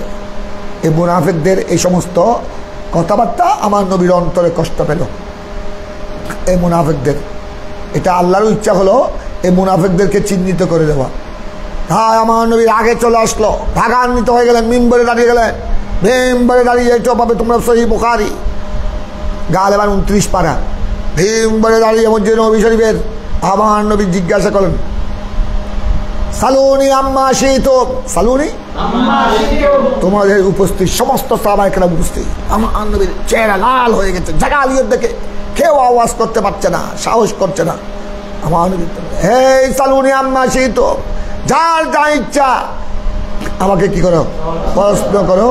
আমি এই মিম্বরে দাঁড়িয়ে আগামীকাল জবাব দিব, 1 ঘন্টা পরে জবাব দিবে না। এই মিম্বরে দাঁড়িয়ে এক্ষুনি তোমাদের সমস্ত প্রশ্নের কি দিব, সুবহানাল্লাহ। ওই মুনাফিকদের জবাব দিচ্ছে।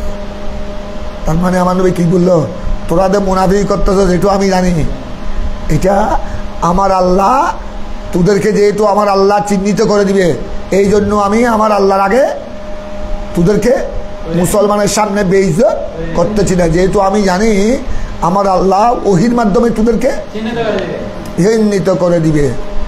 তোরা যার যা ইচ্ছা প্রশ্ন কর, আমি কি দিব, সালুনি। একজন দাঁড়ালেন,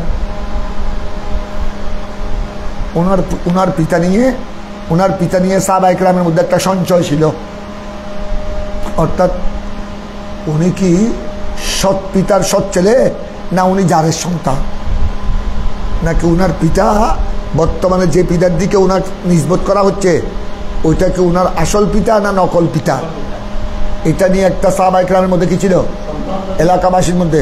উনি এবার দাঁড়ালেন, ইয়া রাসূলুল্লাহ, আল্লাহ রসুল যখন বলছেন তিনি কি পেয়েছেন, সুযোগ পেয়েছেন। উনি দাঁড়ালেন, ইয়া রাসূলুল্লাহ, মরাবি আমার বাবাকে। আমার নবী জবাব দিলেন, তোমার বাবা ফল না, নাম বলে দিলেন না, ওনার বাবার নাম বলে দিলেন, যেটা ওনার বাবার নাম এটা এখন। আর সাহাবায়ে কেরামের অন্তরে আর কোনো সঞ্চয় আছে? কারণ ওনার বাবার নাম কার মুখ দিয়ে আসলো, রাসূল পাক সাল্লাল্লাহু আলাইহি ওয়াসাল্লামের জুবানে পাক দিয়ে আসলো। সবাই এবার বুঝতে পারলেন উনি সৎ পিতা সৎ ছেলে, উনি সৎ পিতা, ওনার পিতা নকল। কারণ আমার নবী ওনার পিতার নাম বলে দিয়েছে। আর একজন দাঁড়ালো, ইয়া রাসূলুল্লাহ, আমার পিতার নাম কি? আমার নবী সব বলে দিলেন। আরেকজন দাঁড়িয়ে দিলেন, ইয়া রাসূলুল্লাহ, আইনা মাকাদি, আমার ঠিকানা কোথায়? সে ছিল মুনাফিক, এই কম বক্তা ছিল, তার নসিব খারাপ। তুই লুকাইয়েছিলি, লুকাই থাকতি। আমার নবীর সামনে সে প্রশ্ন করে দিল, আইনা মাকাদি, ইয়া রাসূলুল্লাহ, পরকাল আমার ঠিকানা কোথায়? সাঁ করে আমার নবী উড়ানি জুবানে বলে ফিন্না। এই মুনাফিক সকলের জন্য কি হয়ে গেল, চিহ্নিত হয়ে গেল। আচ্ছা, রাসূল পাকের জুবান দিয়ে যখন ফিন্নার এসে গেল, জাহান্নামী এসে গেল, সে আর জিন্দেগিতে জান্নাত আর নসিব হবে? এই বেয়াদবের নসিব খারাপ ছিল। এতদিন তো অন্তত সাহাবায়ে কেরামের সামনে কি ছিল, গোপন ছিল। এখন কি হয়ে গেল, ওপেন হয়ে গেল। তখন আয়াত নাযিল হয়েছে,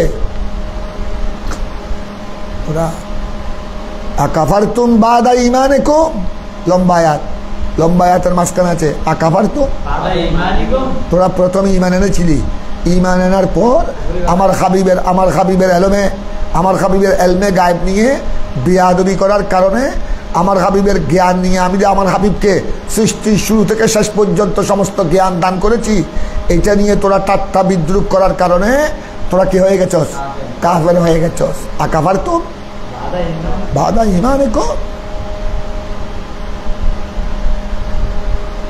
কথাটা বুঝেছ? তো এই যে ওই ওই হাদিসের ওইটা এটা সহি বলতে আছে। আমার সেটা বললে ইয়া রাসূলুল্লাহ আমার ঠিকানা কোথায়, আমার নবী কি বলেছেন? তো এই এটা বুখারী হাদিস। তো কি বুঝা গেল কোন উম্মত জান্নাতে যাবে আর কোন উম্মতের ঠিকানা জাহান্নাম? সব এলম আমার আল্লাহ কাকে দিয়েছেন? একদম কিয়ামত পর্যন্ত যত উম্মত আসবে একদম এসেছে আসবে, কে জান্নাতে যাবে কে জাহান্নামে যাবে, সব এলম সমস্ত মুগীবাতের এলম আমার নবীকে কে দান করেছেন। এটাই হলো আহলে সুন্নাত ওয়াল জামাতের আকীদা।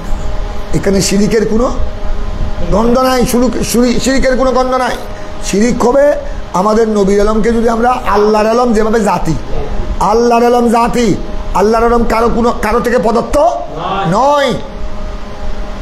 আল্লাহর আলম সর্বস্ব জাতি হাকিকি, আর সমস্ত নবীগণের আলম হলো নবী ওলি গৌস কুতুব আবদাল আলম আতাই আল্লাহ প্রদত্ত। তো যখন আমার নবীকে এবং সমস্ত নবীকে আলমকে দিয়েছেন আল্লাহ দিয়েছেন, এখানে আর শিরিকের কোনো গন্ধ। আমাদেরকে দেখার শক্তি, হাতে ধরার শক্তি, ব্রেনের শক্তি, আমরা যে চলাফেরা করছি এগুলো শক্তি কে দিয়েছে? তো আমাদেরকে যদি আল্লাহ দিতে পারে, নবীগণকে আল্লাহ সৃষ্টির শুরু থেকে শেষ পর্যন্ত এলম দিতে পারে না? আল্লাহ প্রদত্ত যখন আমরা স্বীকার করলাম, এখানে আর শিরিকের কোনো গন্ধ। শিরিকের গন্ধ হবে যদি বলা হয় আল্লাহর আলম জাতি, নবীর আলম জাতি, এটা হবে শিরিক। আল্লাহর আলম কারো প্রদত্ত নয়, নবীর আলম কারো প্রদত্ত নয়, তখন হবে কি? তখন হবে শিরিক, সম্পূর্ণ কাট্টা শিরিক হয়ে যাবে। তখন তাকে তওবা করে নতুনভাবে আবার কি করতে হবে? কলমা পড়তে হবে।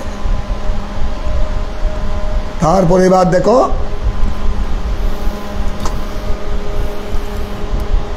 বাবু ইত্তিবাইল জানাইজ মিনাল ঈমান, তারপর তেলাওয়াত শুরু করো। এই পর্যন্ত তেলাওয়াত করেছো, এবার তেলাওয়াত শুরু করো 12 পৃষ্ঠা। বাবু ইত্তিবাইল জানাইজ মিনাল ঈমান পড়ো। বিসমিল্লাহির রহমানির রহিম। বাবু ইত্তিবাইল জানাইজ মিনাল ঈমান। বিহি قال حدثنا عبد الله بن منجوفي قال حدثنا عوف قال حدثنا عوف بن الحسن ومحمد عن ابي هريره رضي الله عنه ان رسول الله صلى الله عليه وسلم قال من اتبع جنازه مسلم ايمانا لقب المؤذن। কারণ উনি ওই বানাসুন দেখো বেজামে আল বসরা, উনি বসরা শহরের জামে মসজিদের কি ছিলেন? মুয়াজ্জিন ছিলেন। উনি হাদিসের ইমাম। তোমরা দেখো বড় বড় হাদিসের ইমাম, দেখো এটা হাদিসের বড় রাবি তাবা উসমান আল মুয়াজ্জিন, উনি হাদিসের বড় ইমাম। উনি হাদিস অনেক হাদিস বর্ণনা করেছেন। উনি আবার বসরা শহরের জামে মসজিদের কি ছিলেন? তাই মুয়াজ্জিনকে এটা তোমরা হালকা পেশা মনে করি না।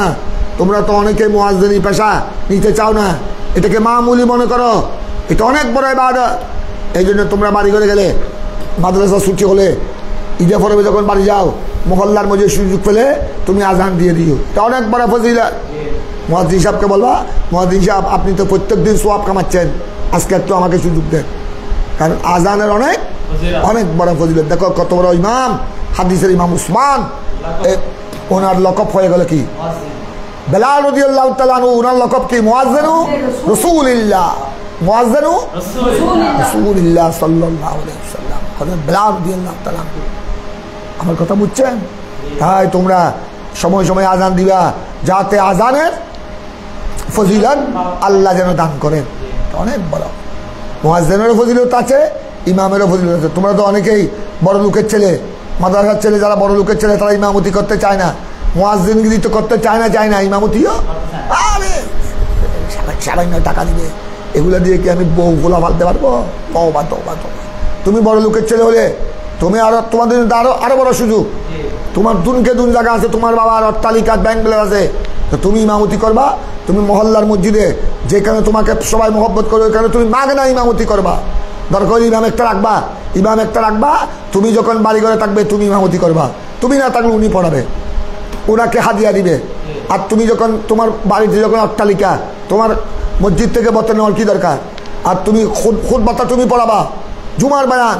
কারণ দাপটওয়ালা শক্তিশালী বড় লোকের ছেলে, সে যেভাবে দাপট করে কি করতে পারবে?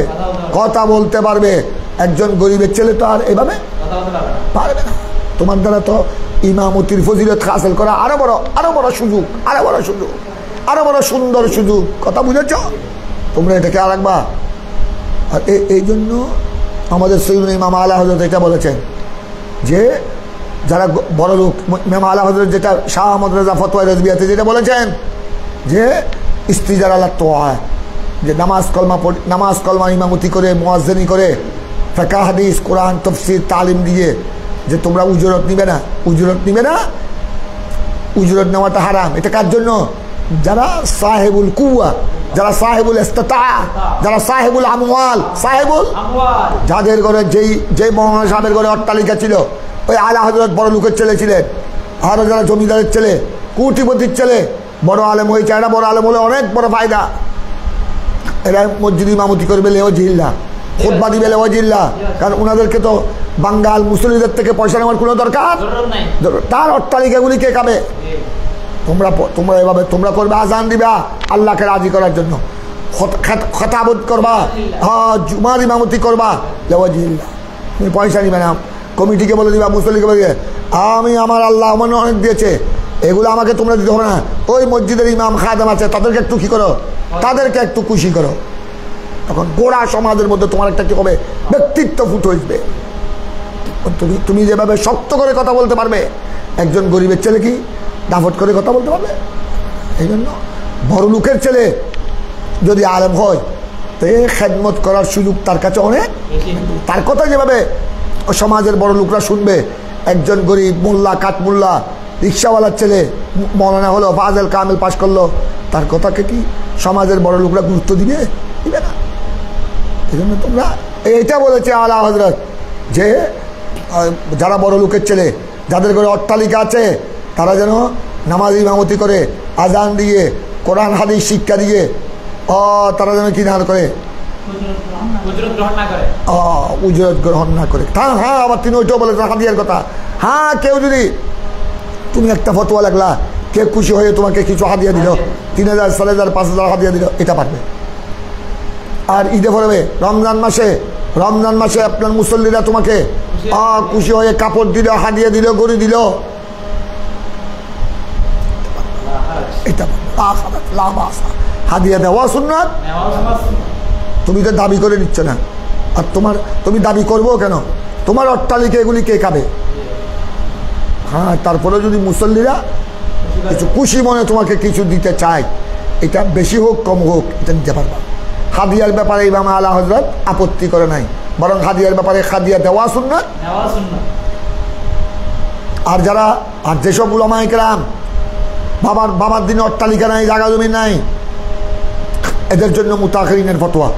এরা যদি, যেমন তোমাদেরকে আমরা পড়াচ্ছি, সরকার কিছু বেতন দিচ্ছে, আমরা না এখন রিটায়ার্ডে এসেছি, সরকার একটা স্কেল দিচ্ছে, এমপিও দিচ্ছে, তারপরে অনেক বড় বড় যেগুলো প্রতিষ্ঠান, যেগুলো একটু ফান্ড আছে, এখানে আপনার প্রতিষ্ঠান থেকে মাসিক কিছু কি দেওয়া হয়, বেতন দেওয়া হয়।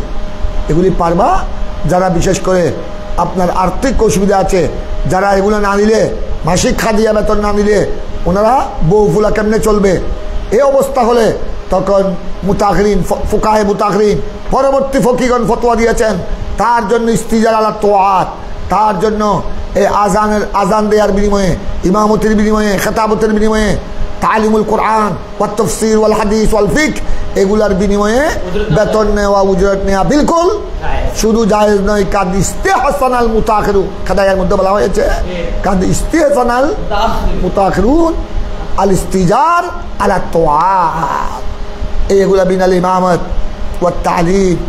কথা বুঝছো? এদের জন্য, কারণ এরা যদি না নেয়, এরা যদি কিছু উজরত না নেয়, লানসাদ্দা বাবুদ্দিন, তখন দিনের দরওয়াজা কে হয়ে যাবে?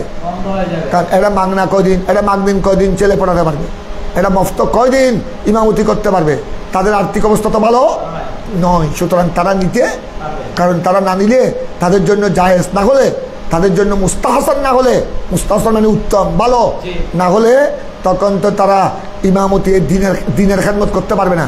আর দিনের খেদমত না করলে তখন তো দিনের দরওয়াজা কে হয়ে যাবে?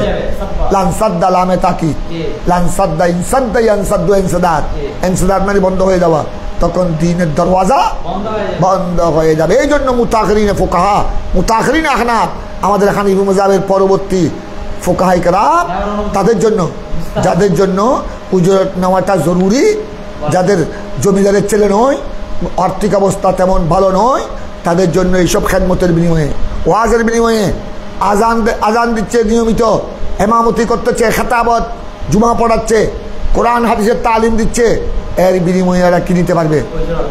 উজরত বেতন নিতে পারবে, কোনো অসুবিধা নেই। বরং আরো নেওয়াটা কি মুস্তাহাসান, ভালো, উত্তম, নতুবা দ্বীনের দরওয়াজা বন্ধ হয়ে যাবে।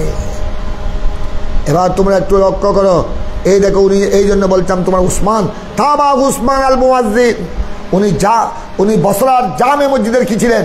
উনি বসরা শহরের কেন্দ্রীয় জামে মসজিদের মুয়াজ্জিন ছিলেন। এই জন্য উনার উপাধি হয়ে গেল উসমান, হলো নাম, উসমান হলো আলম, উসমান আল মুয়াজ্জিন, উসমান আল মুয়াজ্জিন। এত বড় বড় হাদিসের ইমাম, উনি এক একজন হাদিসের ইমাম, বুখারীর রাবীদের মধ্যে একজন। এদের এলম কি আমাদের এলমের মতো? এরা তো লক্ষ লক্ষ হাদিসের হাফেজ, হাফেজুল হাদিস। অনেক হাদিস কি করেছেন, বর্ণনা, এক একজন যুগের ফকিহ। তো এরা যদি আজান দিতে পারে, আর আমরা আজান দেওয়াটাকে কি মনে করি? এটাকে আমরা অবহেলা করি, তুচ্ছ তাচ্ছিল্য মনে করি। তওবা তওবা, লা হাওলা ওয়ালা কুওয়াতা ইল্লা বিল্লাহ। এটা হলো, এই জন্য আজান দেওয়াটা, এটাকে তোমরা ইবাদত হিসেবে কোনো সময় বাড়ি গেলে নিজে মহল্লার মসজিদে আজান দিবে। এটা সৈয়দুনা বেলাল রাদিয়াল্লাহু তাআলা আনহুর সুন্নাত আদায় হবে। সৈয়দুনা বেলালের সাথে জান্নাতে থাকতে পারবে। কথা বুঝেছ? তারপর পরে তেলাওয়াত করো।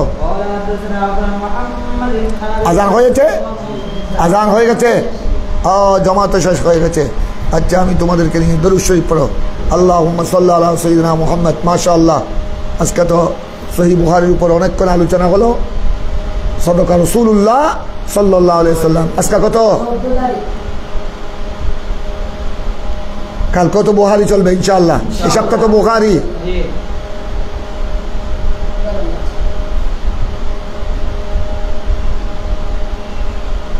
আল্লাহুম্মা সাল্লি আলা সাইয়্যিদিনা মুহাম্মদ ওয়া আলা আলি সাইয়্যিদিনা মুহাম্মদ ওয়া বারিক ওয়া সাল্লিম। মওলায়া সাল্লি ওয়া সাল্লিম দাইমান আবাদা আলা হাবিবিকা খায়রিল খালকি কুল্লিহিম। ইয়া আল্লাহ, দরস সহিহ বুখারী আমাদের সাথে অনলাইন অফলাইনে যারা শরীক আছে, ইয়া আল্লাহ, ইমামে বুখারীর উসিলায়, সহিহ বুখারীর উসিলায়, রুয়াতে সহিহ বুখারীর উসিলায়, মাশায়েখ হযরতের উসিলায় আমাদের প্রত্যেকের জীবনের গুনাহটা ক্ষমা করে দাও, মুশকিলাত আসান করে দাও, আমাদের সবাইকে ঈমানি জিন্দেগি, ইজ্জতের জিন্দেগি নসিব করো। পরওয়ারদিগার, তুমি মওলাকে, তোমার প্যারা রাসূলকে সাল্লাল্লাহু আলাইহি সাল্লামকে রাজি করার, সন্তুষ্টি অর্জন করার তৌফিক দান করো। আল্লাহুম্মা ইন্না নাউযু বিকা মিন সাখাতিকা ওয়ান নার ওয়া নাসআলুকা রিদাকা ওয়াল জান্নাহ ওয়া ইন্না নাসআলুকা রিদাকা ওয়াল জান্নাহ ওয়া নাউযু বিকা মিন সাখাতিকা ওয়ান নার। আল্লাহুম্মা সাহিল ইয়া ইলাহি আলাইনা কুল্লা সওয়াবিন বিহুরমাতি সাইয়্যিদিল আবরার সাল্লাল্লাহু আলাইহি ওয়া সাল্লাম আলা নবিয়িল আমিন ওয়া আলা আলিহি ওয়া সাহবিহি আজমাইন বিরহমাতিকা ইয়া